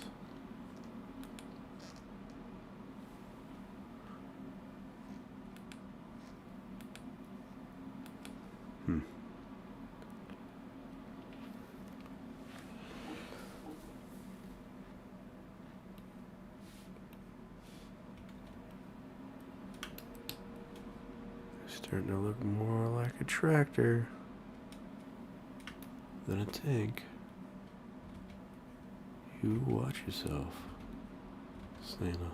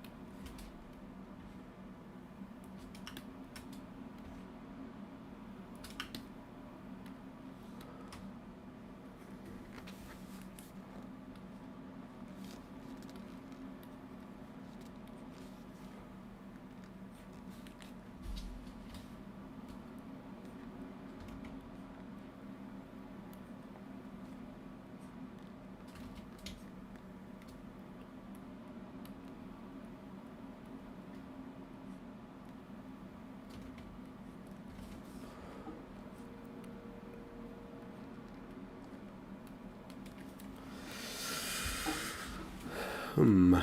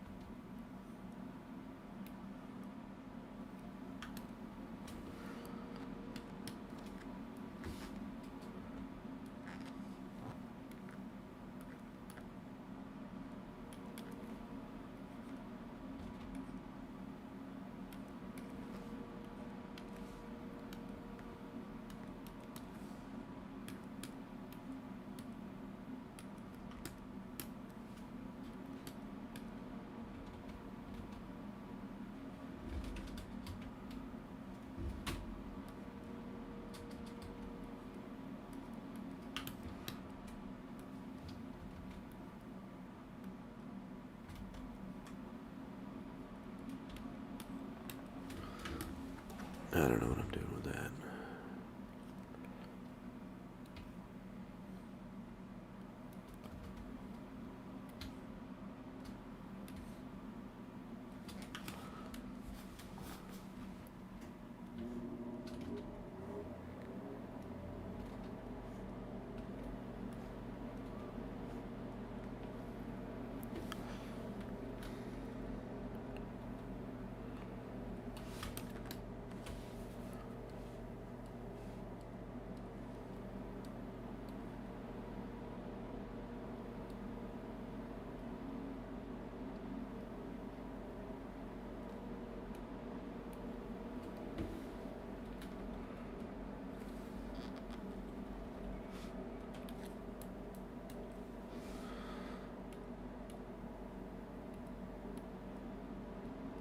Oh, it's on screen. That's a part of the problem.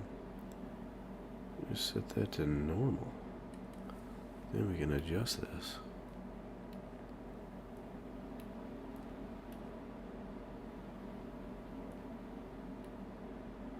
There we go. Only took me like 30 minutes to figure that out.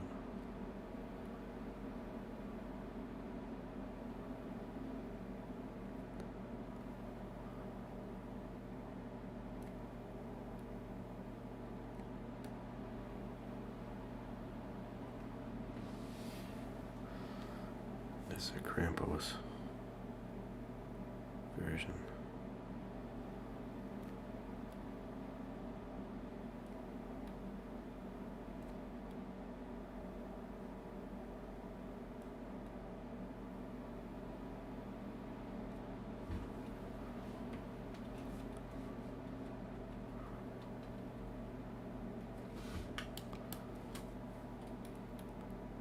So we remove the fill.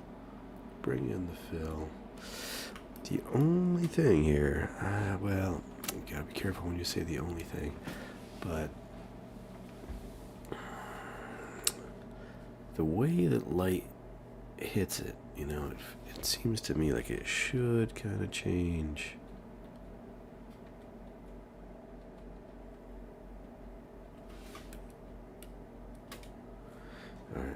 keep it. And then let's turn our snow back on. Now the snow, that's a part of what's making things crazy. Let's drop that overlay a bit. Snow, dust. Okay, yeah. Thanks, but no thanks.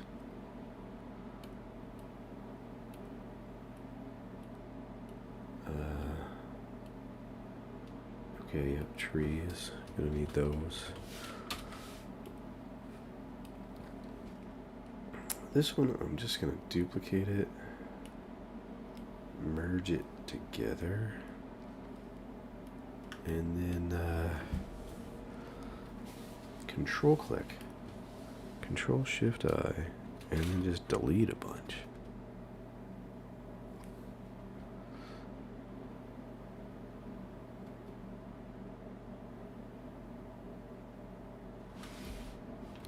I suppose I could have, another option would have been to just set that to hard mix or something. Either hard mix or dissolve.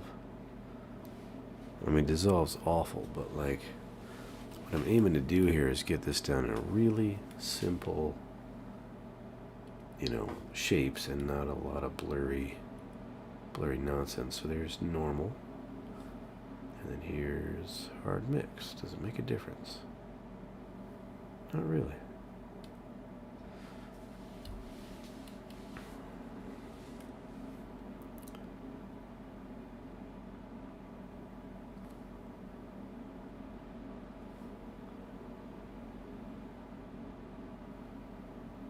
Yeah, that didn't really do much of anything. Maybe I misunderstood what that would do. There's normal.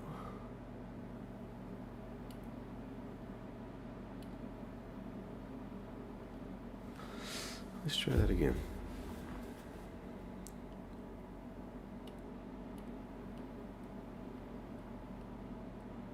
This time we'll really amp it up. Merge.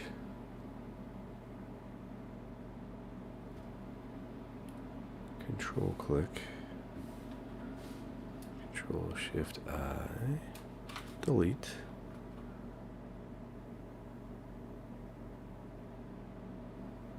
One more.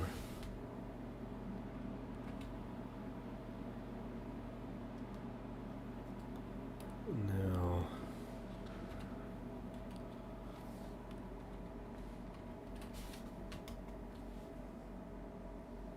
let's keep this area here.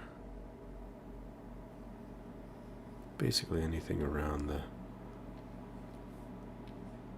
little snowmobiles. And then the rest of this, I'm gonna move that mask and invert it. We're gonna grab that again.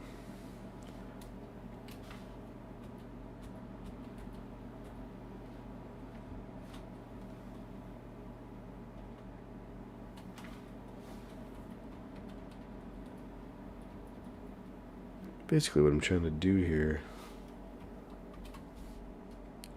is hold on to some of these small particles by, so if you make a selection and then you move it just a slight bit, you're going to cut off about half of your larger pieces, but you're going to move beyond where you would cut off your small particles. If that makes sense. Nothing this guy says ever makes sense. Now in here, this is too much. This I don't like. And I don't think that, yeah, see, I want it to be kind of harsh. You know, like it's either on or off. Like really going crazy in there or not.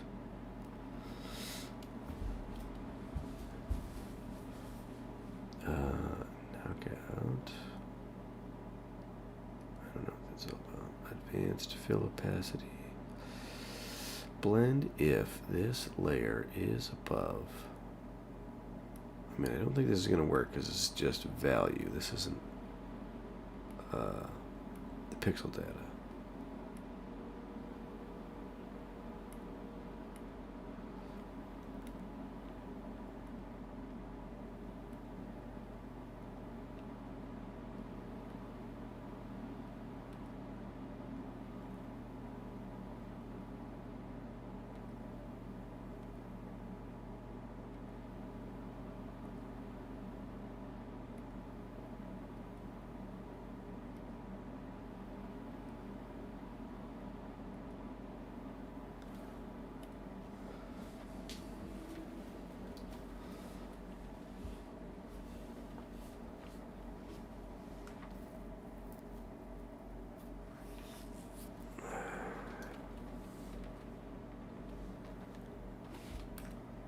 We're just trying to crisp that up, that's all. Just a little crispy. We might just have to, so let's compare. So here's our original here.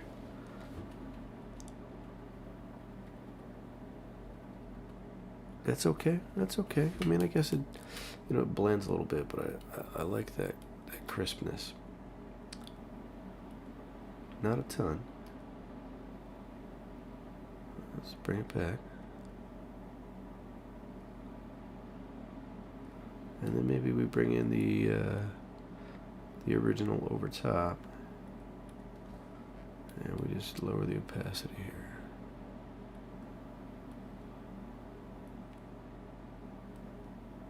Or maybe not. Maybe we don't like that at all.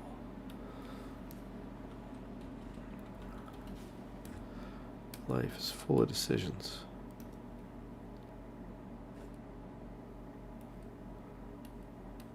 Yeah.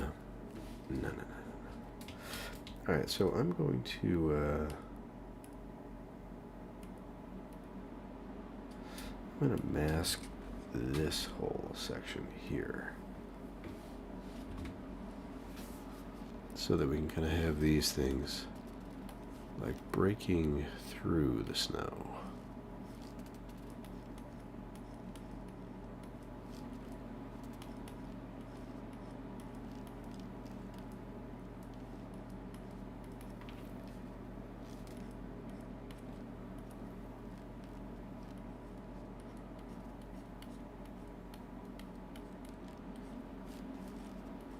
That's too bright there anyway. Would be in shadow underneath there.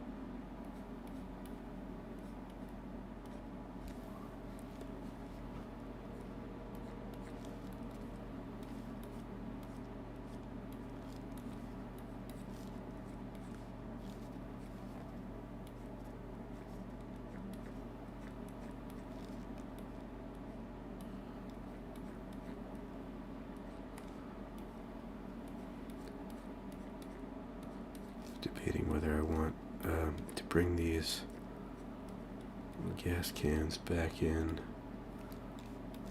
completely.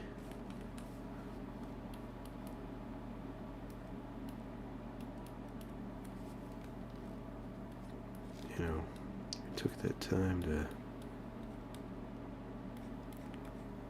shape them in, render them. Do we want them there?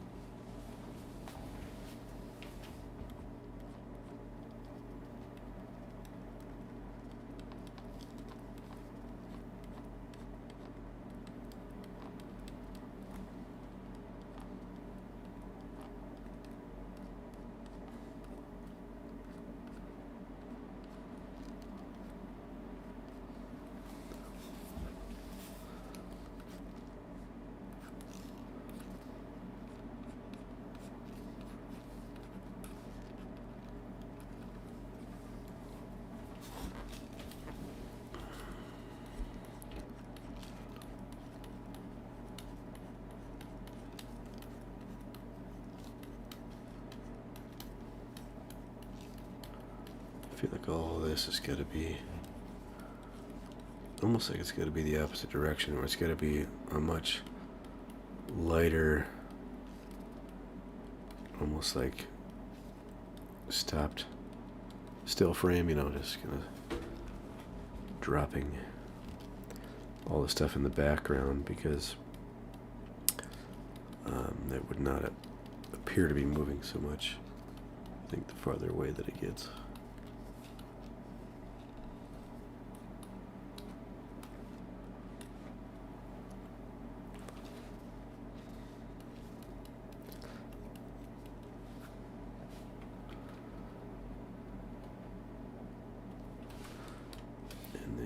Trees. Let's clean that up right there.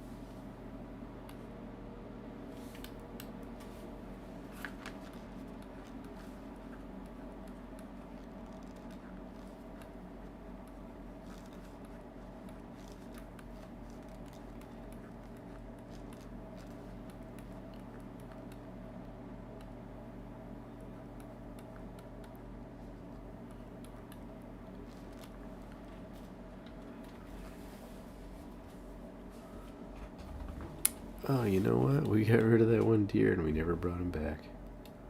Rudolph himself. Maybe it didn't even matter.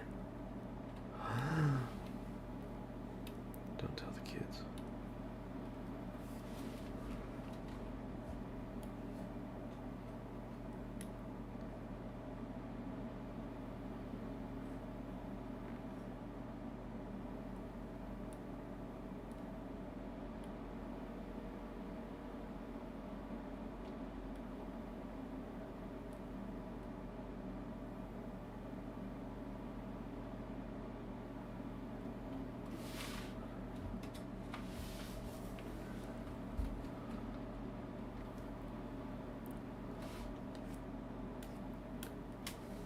let's deal with that nose of yours. Dear Rudolph.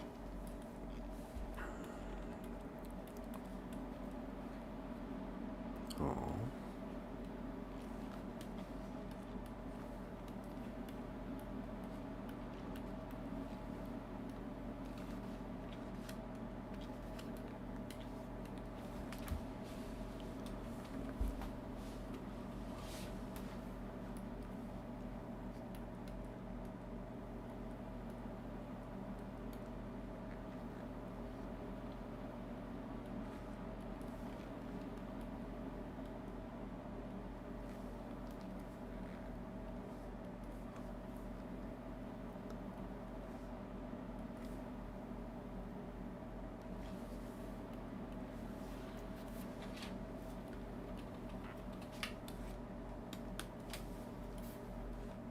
This is going to be in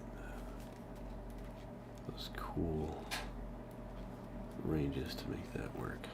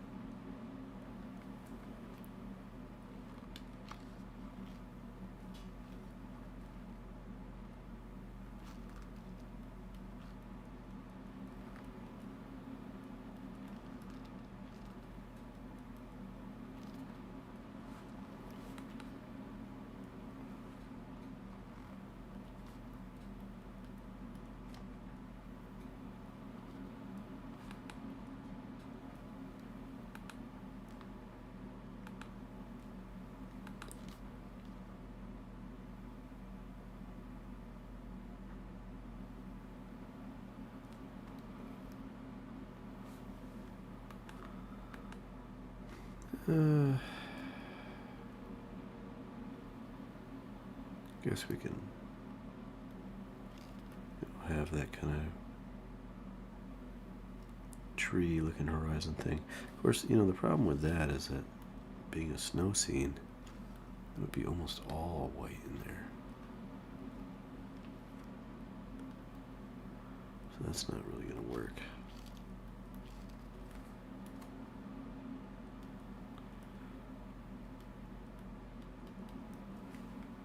I like how that blue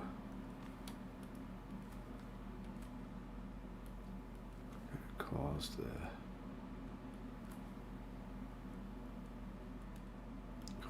red to shine even brighter.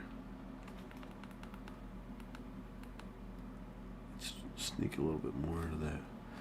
We'll go green, but we'll sneak it into that shadow there.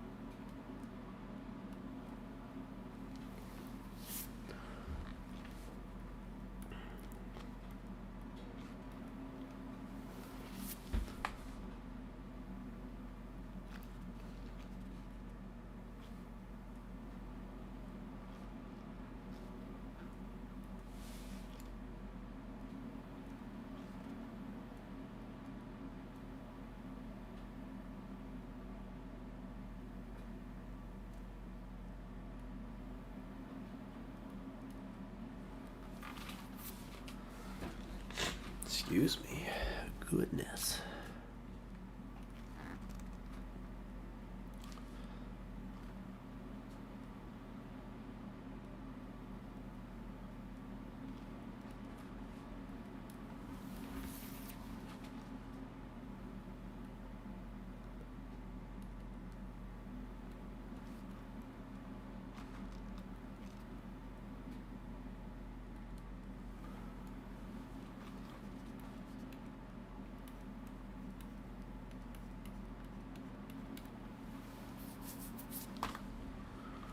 Bring that back up again.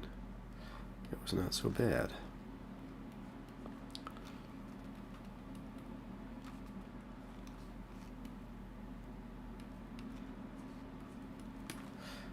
Obviously, I need to do something about that tree layer. It took me this long to finally decide. Look, guys. You gotta go.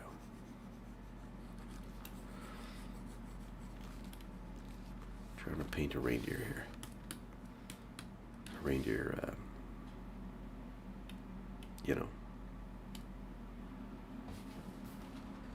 tank.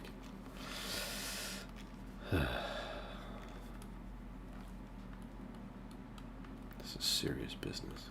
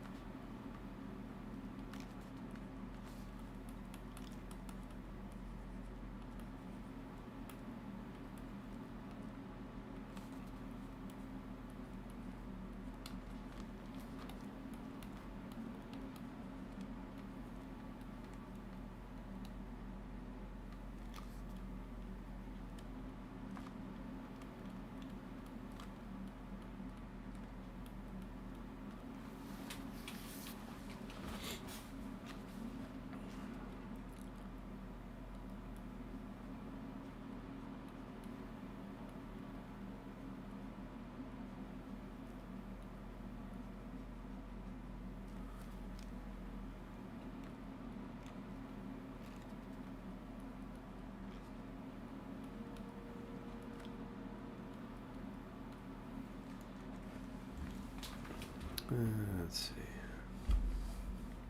How do we want this to be arranged? I like how that's all in shadow there. That's kind of nice. You know, you get the front lights up, of course, and then there's that gap there in between these. Yeah, we'll leave that.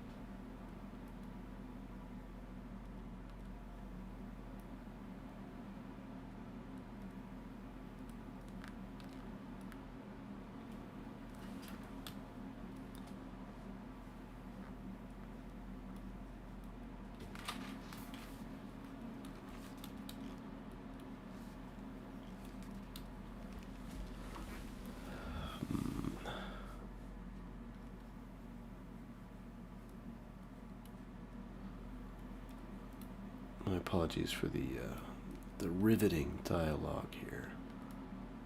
We're just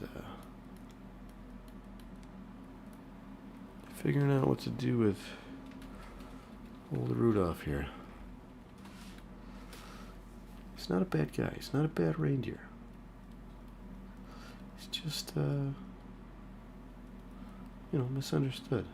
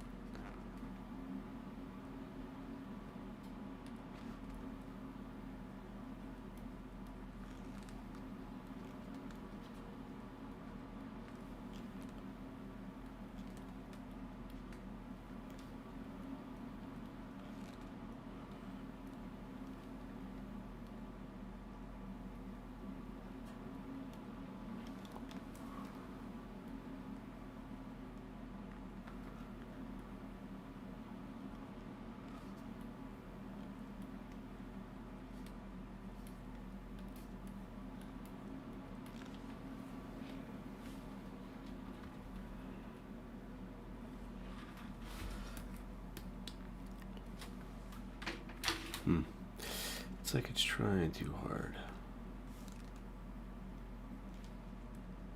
Just needs to be...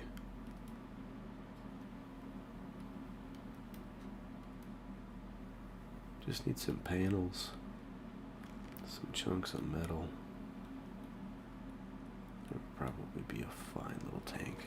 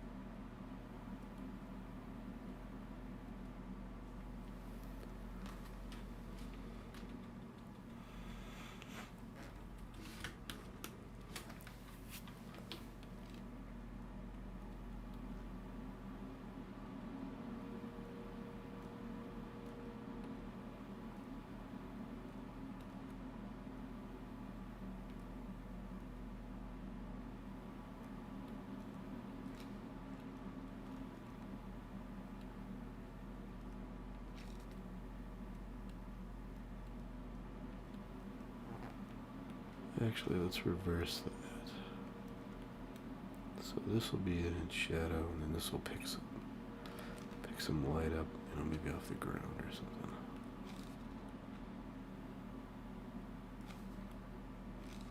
Be brighter near the top, I think, because it'll block some of that light in there.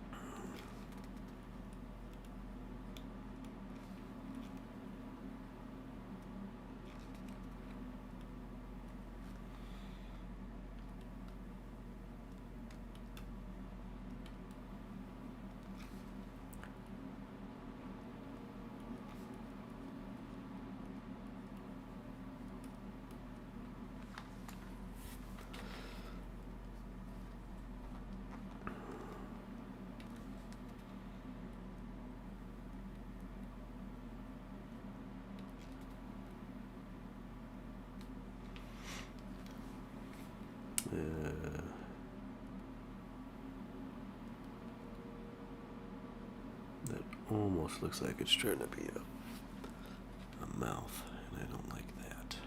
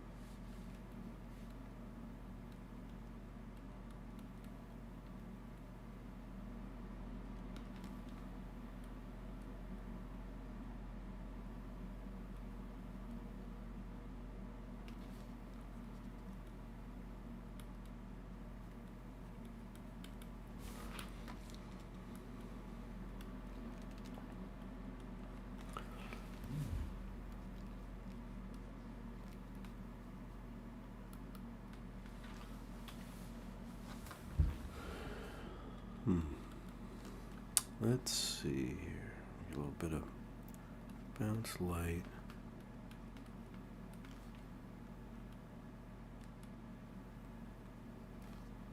I guess all of that we can push back even further.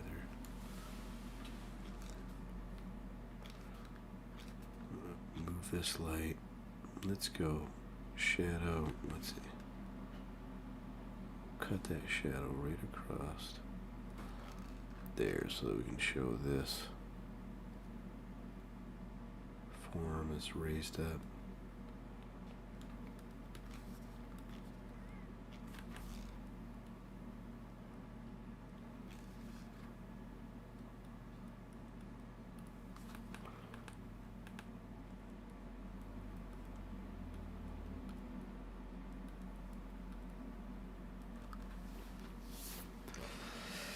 I don't really know what's going on here. Maybe that needs to be brought in a little bit there.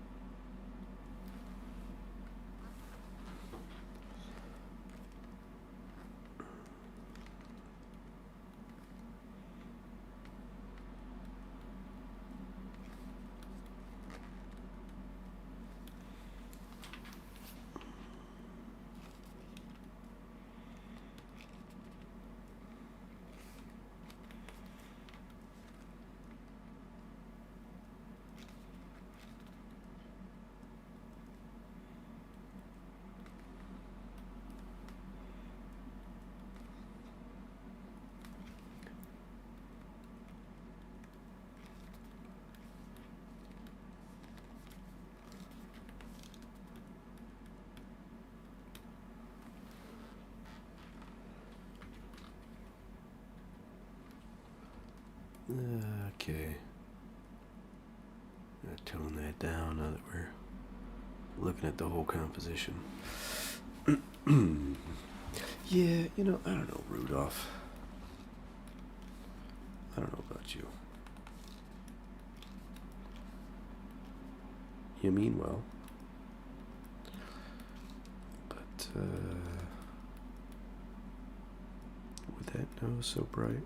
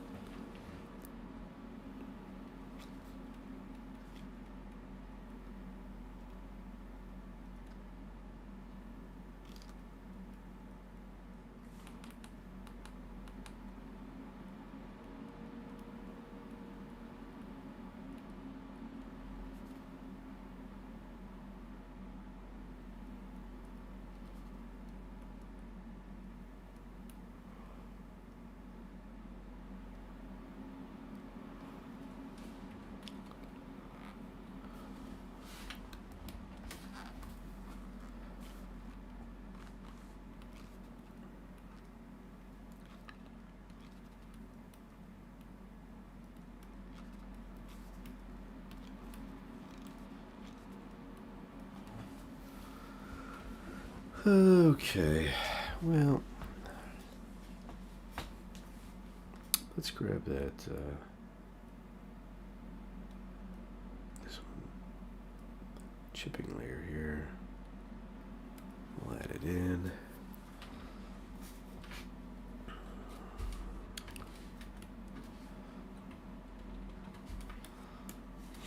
Let's switch our tool to, I don't know, Sinful Onion might be okay. Or number 1, that might work.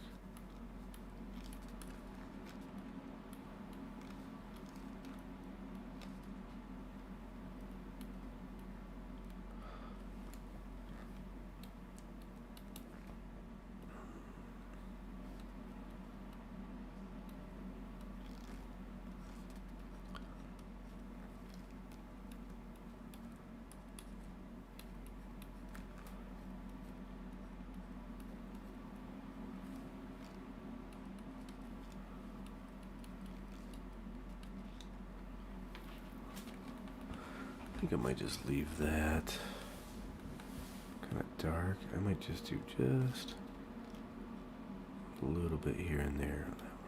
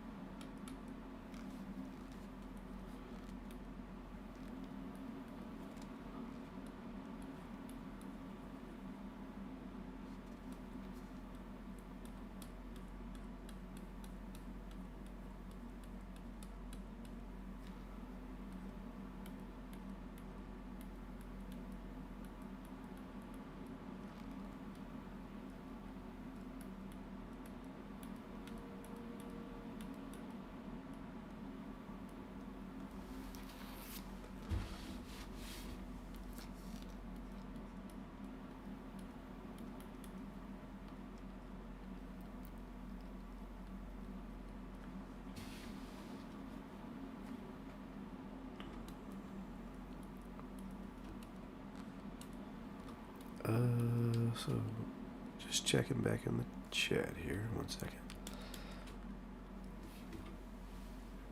What's the process like taking something you draw, tanks, and making it 3D models? Was making 3D models part of the idea from the start?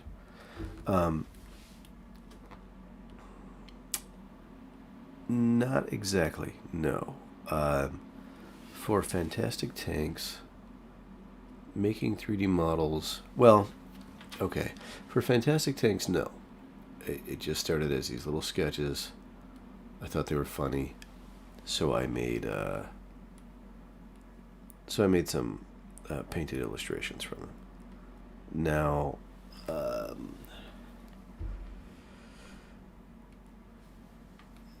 the model itself, I mean, I think at some point I knew I wanted to do something with them, whether that was animation or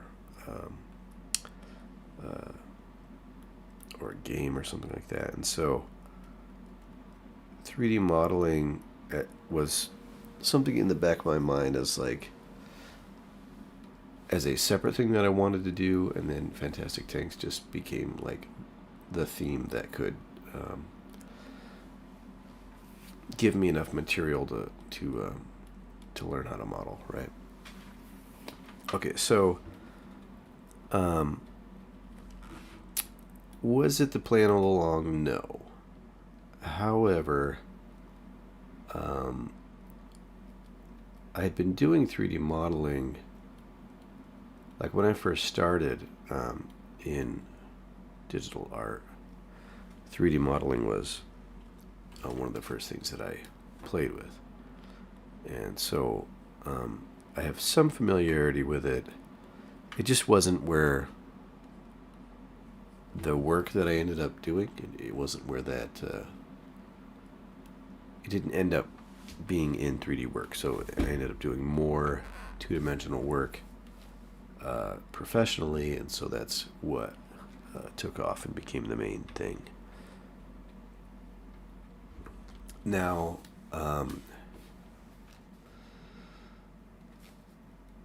what is it like to take a 2D work to a 3D? Well, it partly depends on how you build the 2D painting, and that may seem counterintuitive. Like it depends on how you build the painting, is on how you build a model.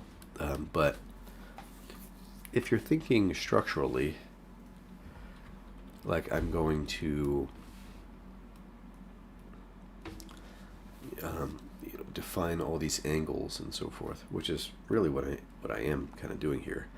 But that's not how I started with this painting. So if I'm trying to define all the angles, then I am thinking about, okay, where does this live in 3D space? So that, it makes sense. It makes it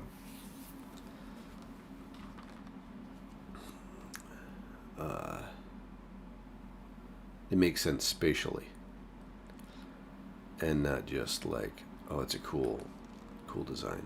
And if you ever worked with 3D modelers, they know that you can do this, that you can make stuff look cool, but it's not actually like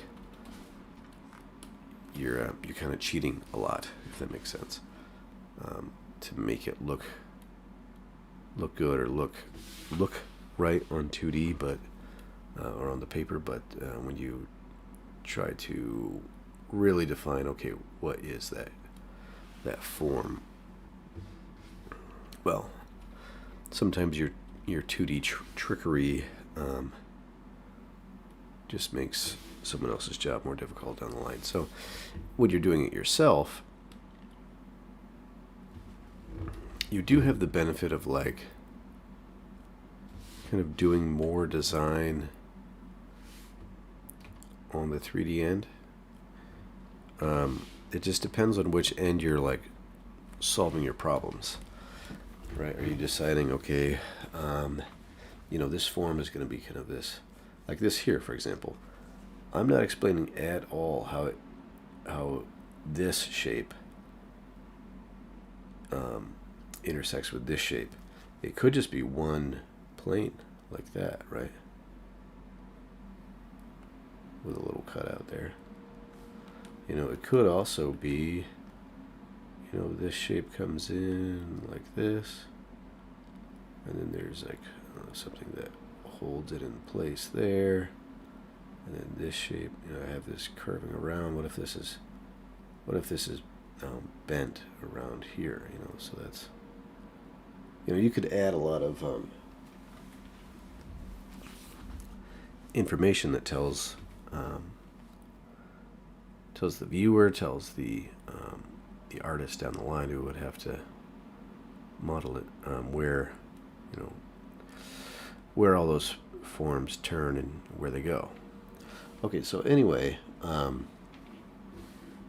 when you're doing that yourself, I don't know. I found that it's been pretty intuitive, because I guess by the time that I've decided, okay, I'm going to I'm gonna paint this, or I'm gonna model this thing that I've either painted or sketched.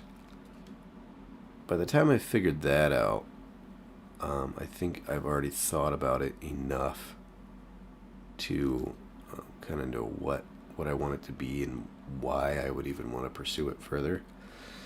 You know, if you don't want to pursue it further, then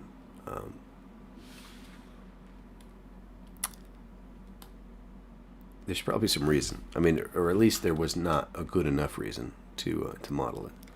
I don't know. Maybe that's a really lame explanation. But I don't know. I also feel like I'm not thinking particularly clearly. Sorry about that. But yeah, if you're wondering what the steps are, I guess. When I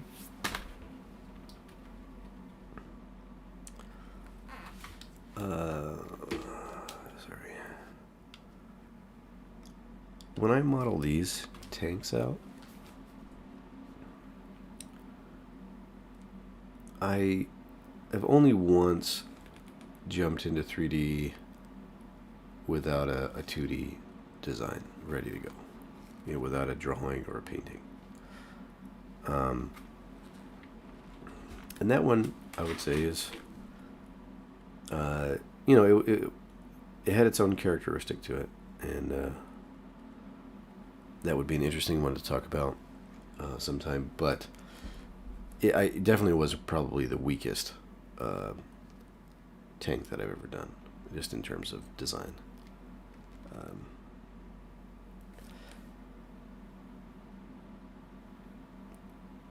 If you think about it, like,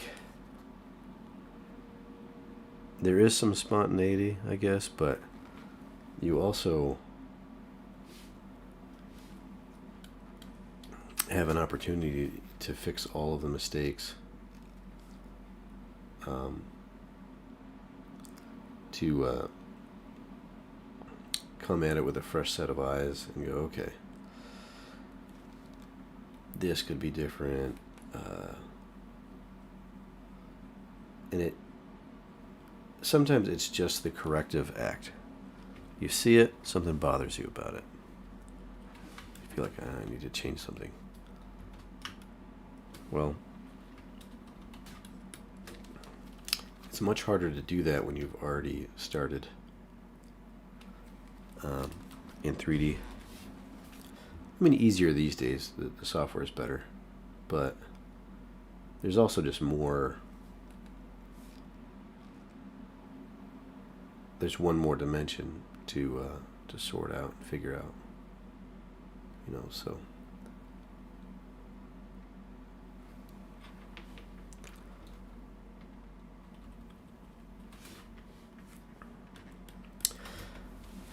So how I do it, the earlier ones I took into ZBrush. The very first one,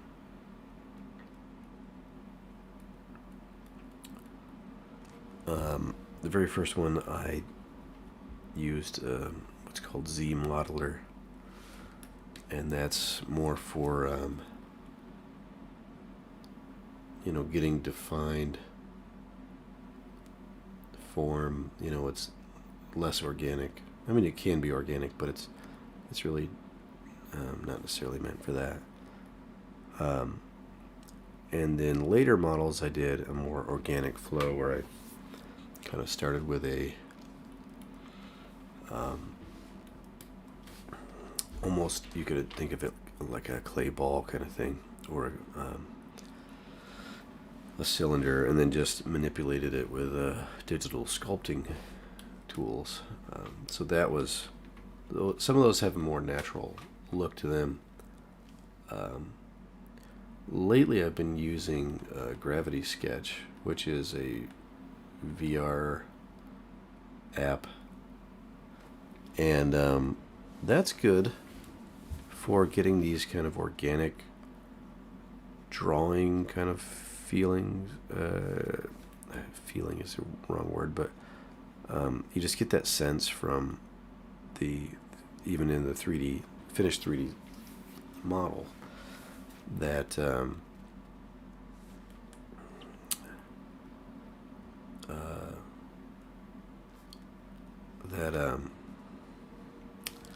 kind of has a gesture and kind of like a human hand involved in it, which can be hard to do on digital work.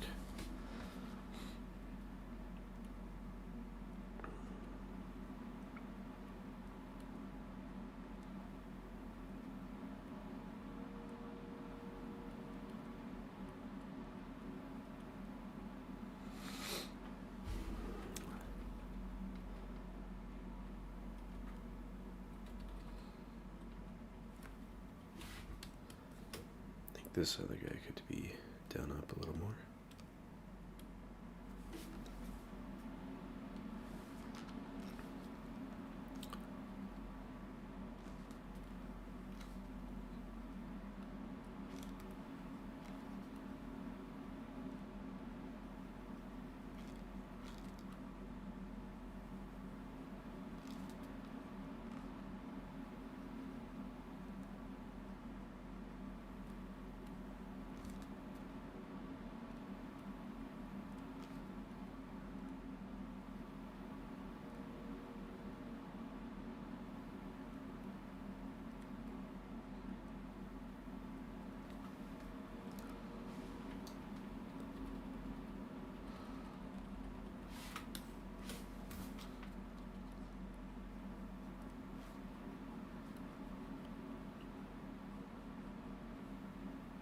Sorry, I feel like I didn't really answer your question. Talked a lot.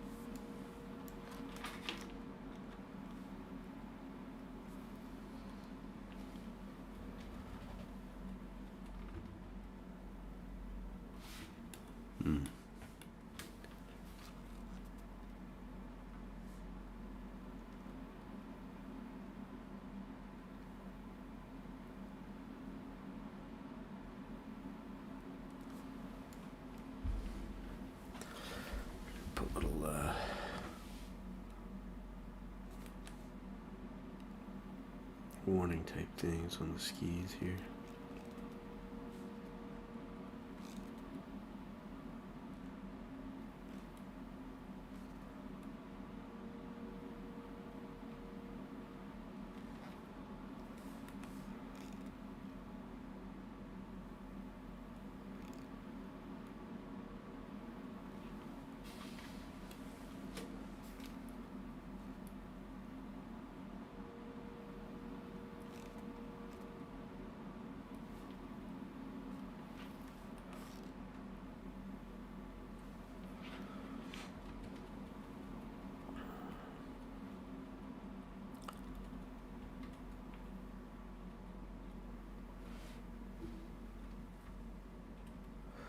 Okay, I should probably stop here pretty soon. I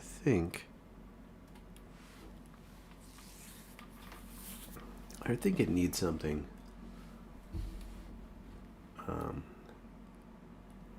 Maybe we just get rid of that deer in the background altogether. Be a little cleaner. Yeah.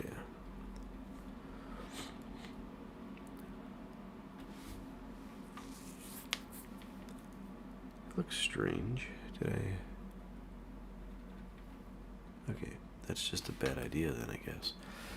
Let me get that, that layer.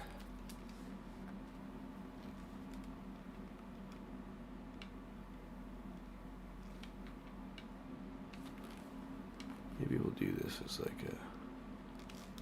just like a little piece.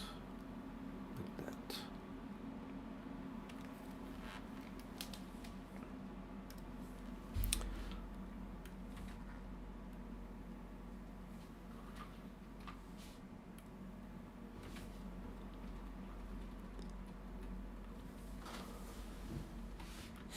Maybe we'll clean this up here.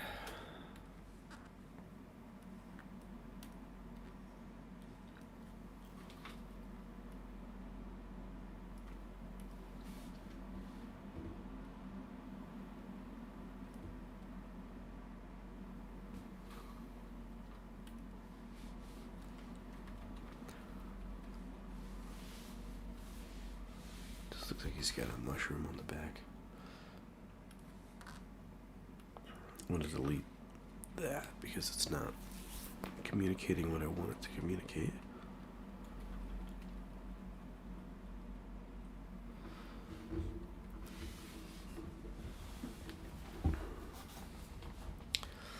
And then our snow layer.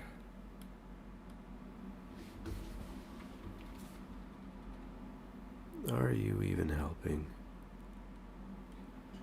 Yeah, I guess a little bit.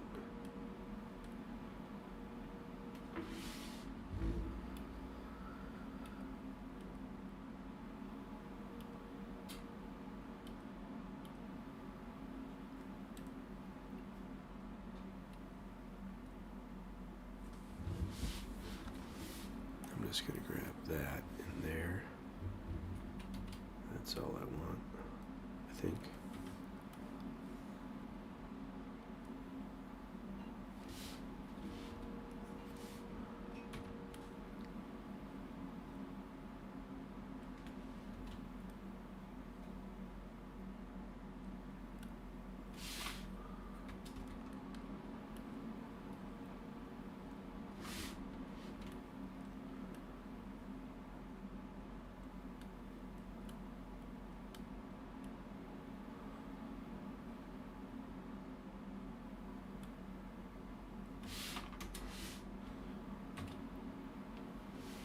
There we go.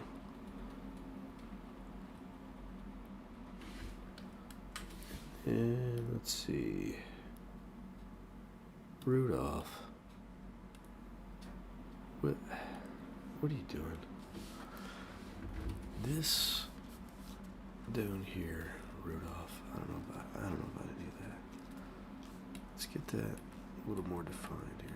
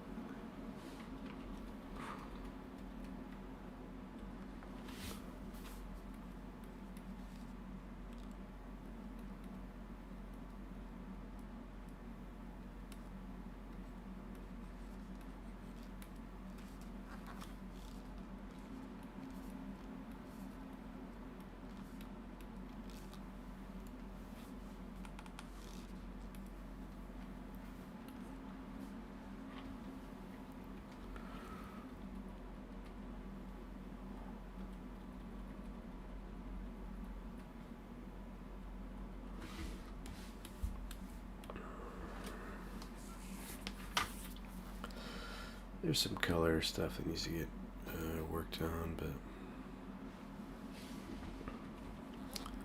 kind of okay with it.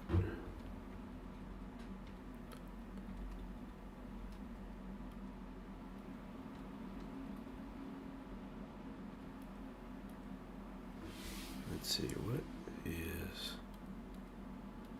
going on? There we go.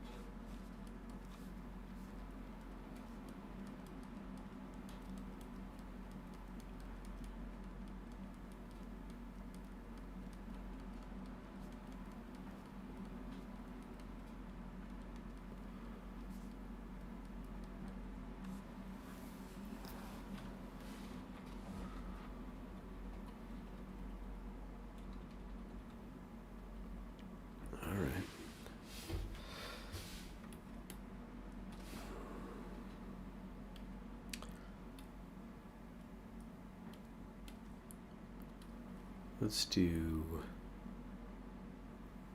I guess, a color balance in here. Back in the chat. Is there anything that gets your attention for the future of digital art? What or how art is done?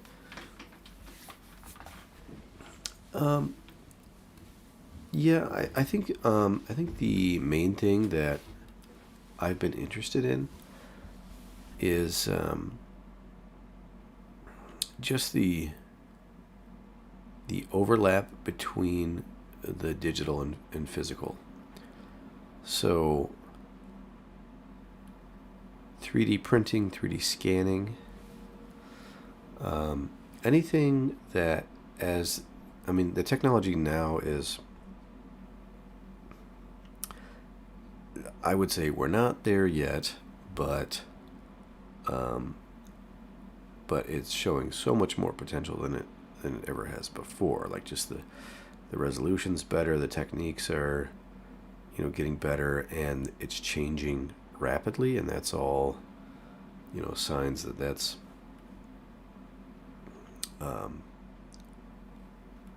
not just like a proof of concept. It's going somewhere. We just have to figure out what its benefits are and what its limitations are. And that's not a new conversation. This is kind of something that's been at the forefront for a while. But I'm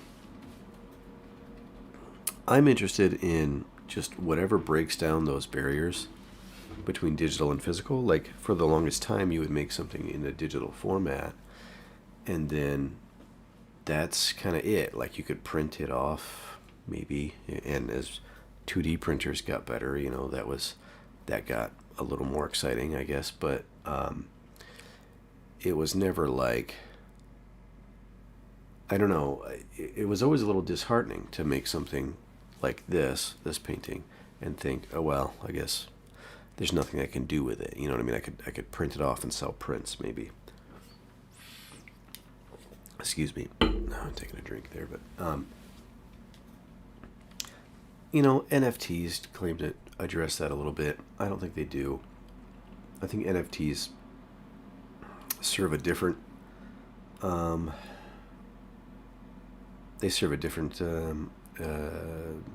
purpose. They answer a different problem, and that basically would be the provenance of a piece. Like, for digital,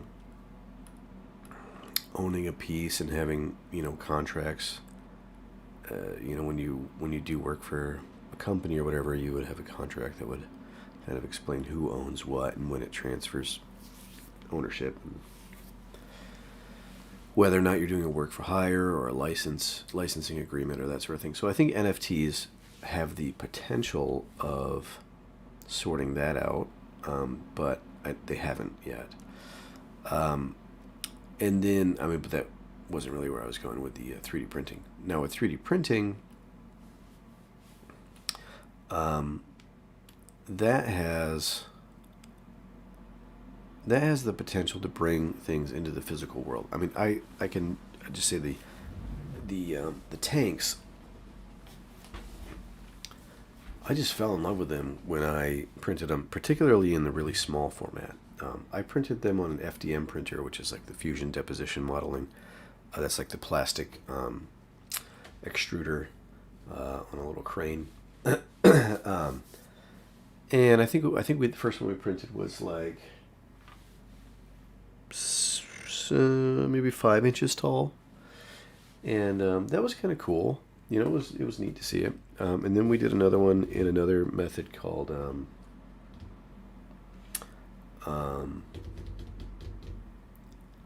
I want to say it was MJF, multi-jet fusion. And that's like a powder that gets laid down, and then it basically uses a 2D printing method and applies a solvent, you know, and a heat lamp where you want it to, melt and harden. And that's a more reliable method for actual like functional parts like nylon. It uses nylon, and you can get some really tough parts that way. And so I printed one in that method, and that was 3 inches tall, maybe. And that was even cooler because then it was like the part was nice and tough and hard, and it was a little bit smaller. It was a little bit higher resolution than the FDM method. And then ultimately I got myself some DLP printers, which are like a stereolithography type thing. It's like it's a I mean, that's probably the wrong term, but it's a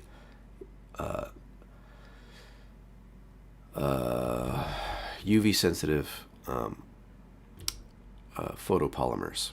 So when light in a particular wave is shown on this on the material, then that activates the chemical reaction. And so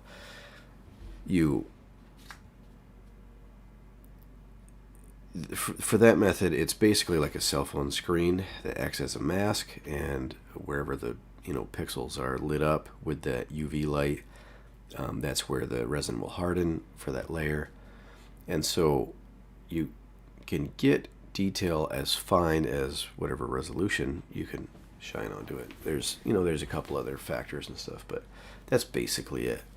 And that's really nice at fine detail. And so when I started printing the tanks at that resolution, where they were 2 inches tall and had really nice resolution, it was like, going from seeing something on the screen, like a 3D model in ZBrush, to like having this little tiny thing in the palm of my hand, like that was amazing. And so I know that this is nothing new. I'm talking about 3D printing, which has been around since like the 80s or whatever.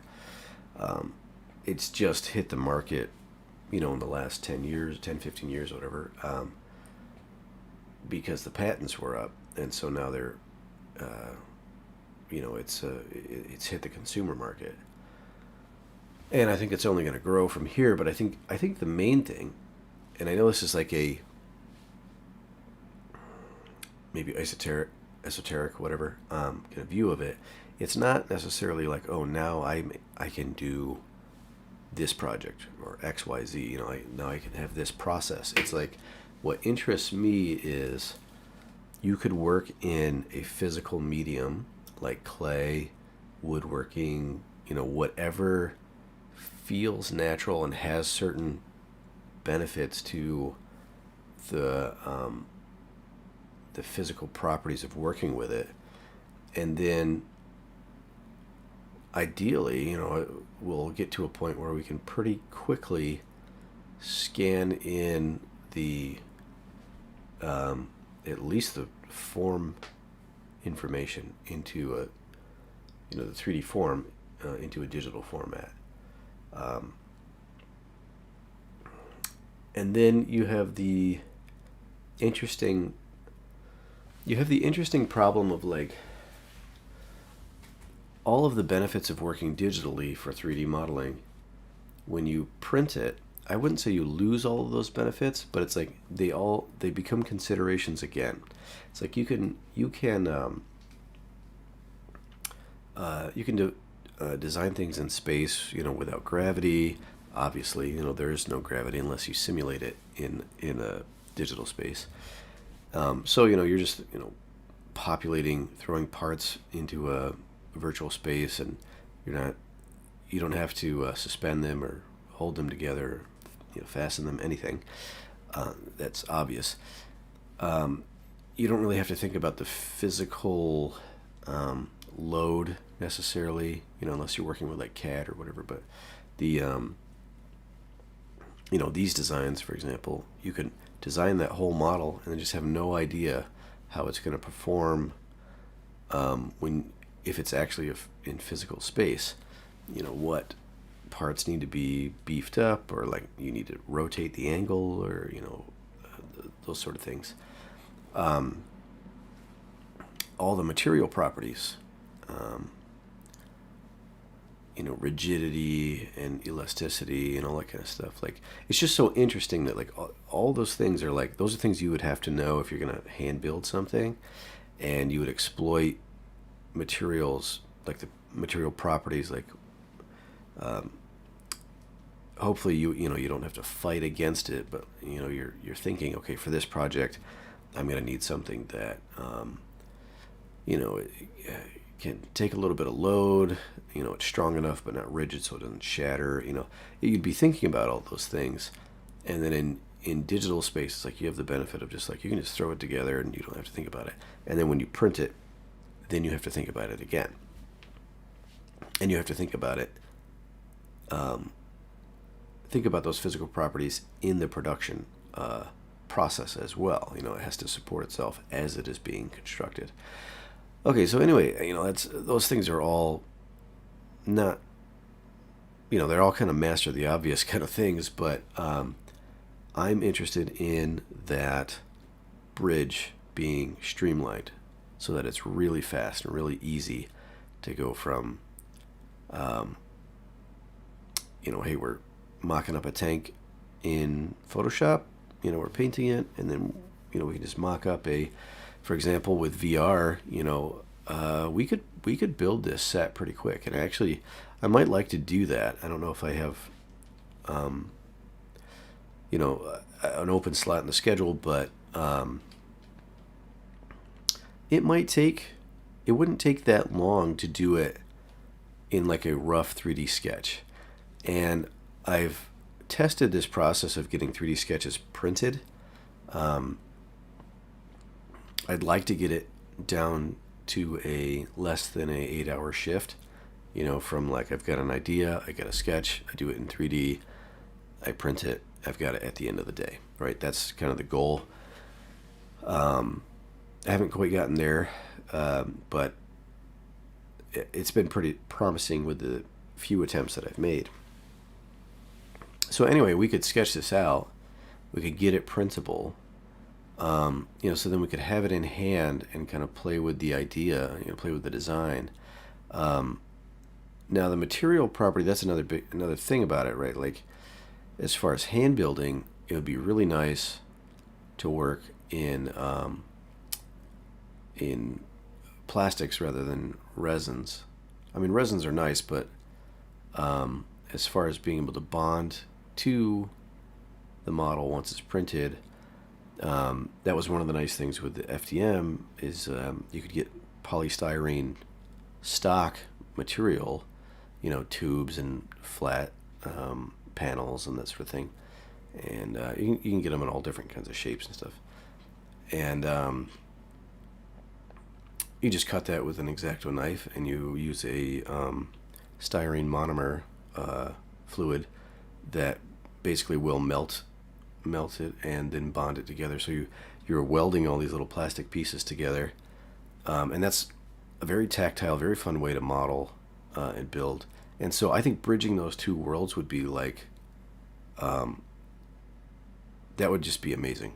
I think there's probably ways to do it, but again, what I'm excited about is streamlining that, just the bridge from digital to physical, physical to digital, back and forth, as often as whatever the situation demands. Like, okay, this would be really easy to mock up on VR in Gravity Sketch, and then we print it, and then then you get that tactile feel, and you actually get to move around it in the round, with your through your own lens of your human eye, rather than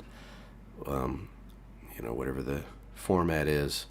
I know I'm like monologuing here, but one of the things to consider when you're working digitally, especially in 3D, is that you're working through a 2D interface. So you have a virtual 3D model that is being displayed on a two-dimensional screen using human interface devices that are two-dimensional, like a mouse, keyboard, a stylus, on a Wacom pad. And so that's where VR is really exciting, because now you're interacting with a 3D space with 3D inputs, and not through a 2D interface. All this is like so terribly obvious and so like basic to like what these things are, but I think as they begin to feel really natural, and as the transitions are much quicker, you don't have to wait like a day for a print to finish if it was only like a half hour, and we're getting actually pretty close to that for smaller models. Once we're there, then that'll just be, I don't want to say it's going to be a game changer, but like it'll be a lot of fun. Let's say that. So all right, well, you got me going on a monologue after like 2 hours of almost 3 hours of like radio silence. So not really thinking too clearly, I don't think. But okay, I think we got a little bit farther along on this. I don't love it, but I think if we compared where we are now to where we started, I mean, let's just do that, right?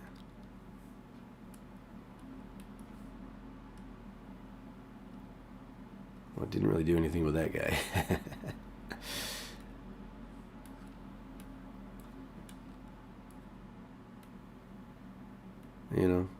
That's quite a bit different.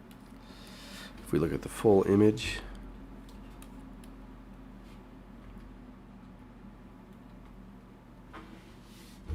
I guess I gotta have that.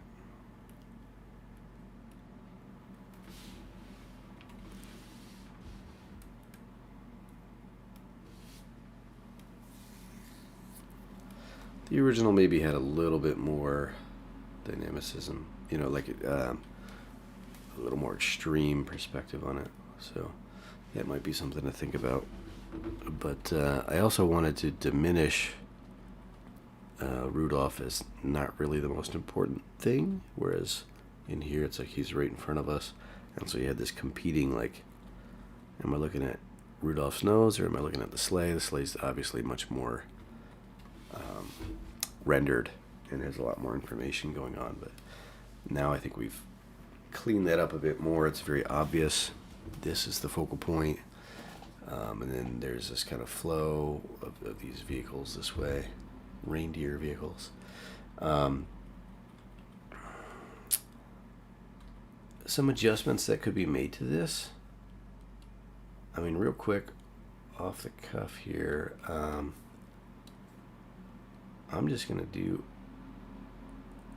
an overlay. I might have just crashed Photoshop. Did I? No. Whew. That was close. That scared me.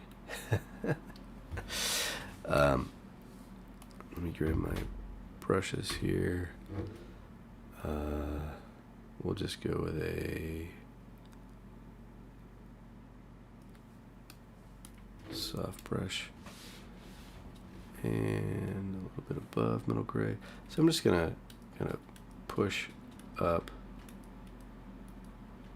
some of these values and maybe push some back. And I think I'm gonna just do this zoomed out so that I'm looking at this as a whole image.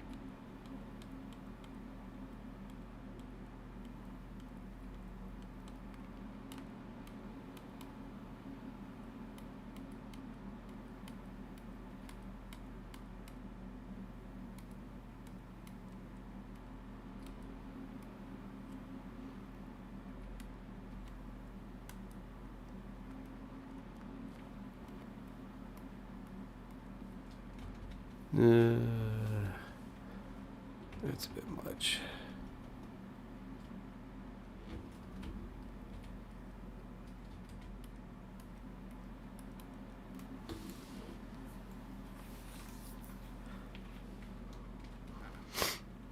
Excuse me.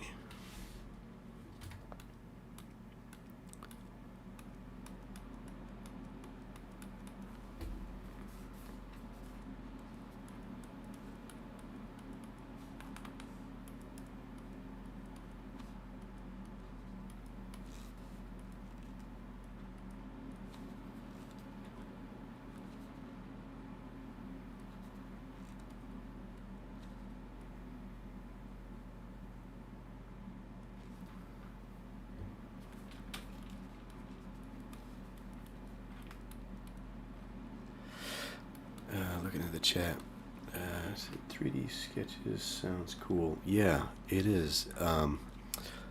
I intend to do a video on that. I mean, a couple of months ago, I did. It wasn't it wasn't riveting, you know.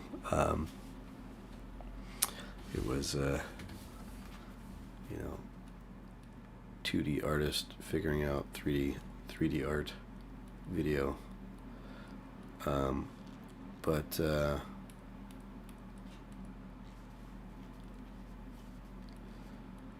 I would like to do it again, and you know, once I get that process down with the tanks, I think that'll be.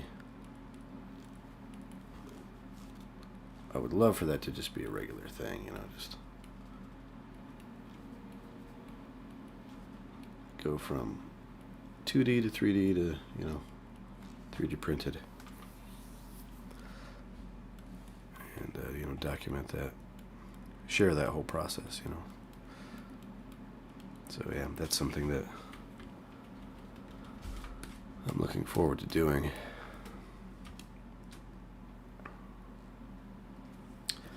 I am going to just add this color in here as a lighter color. Just bring up this value of these shadows.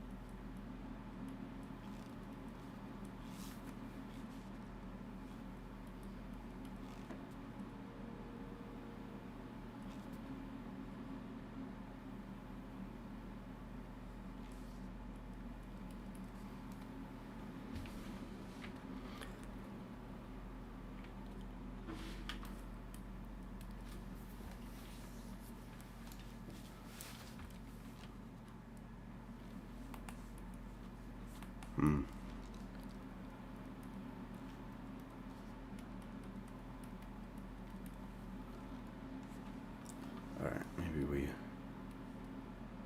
push that back a little bit.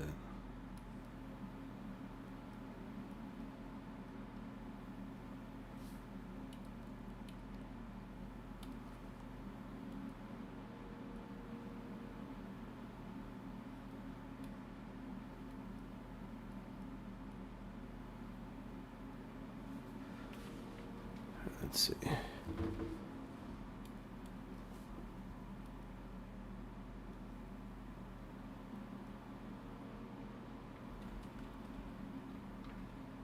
I think we're really pushing this middle tank forward with this overlay layer.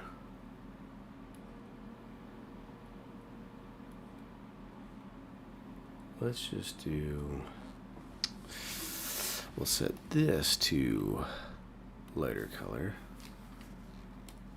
And so this is our paintbrush here, not the layer itself. So we're just lightening up the darks inside of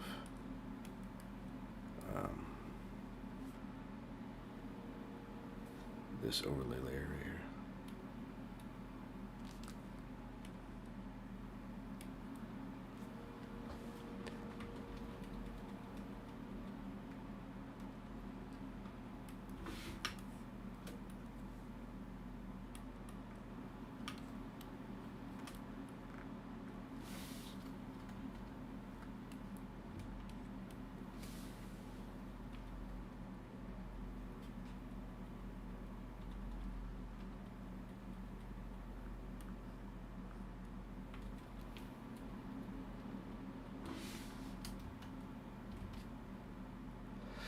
Okay, I guess we'll go with that. I'm going to set this back to normal so that it doesn't make me angry the next time I load up Photoshop and try to use that tool and it doesn't work.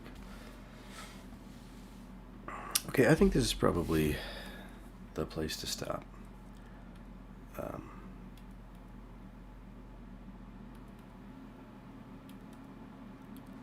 Don't know about these color balance layers, but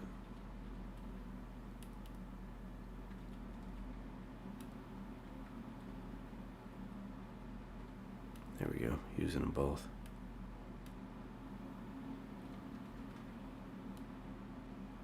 That's probably too heavy.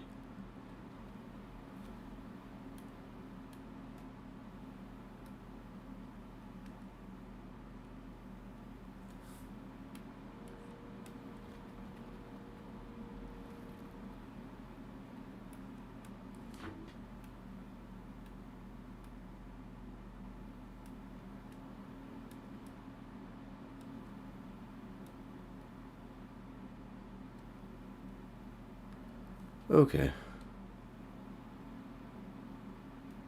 Well, I'm gonna call it here. So this was fun, coming back to the War on Christmas, we'll call it.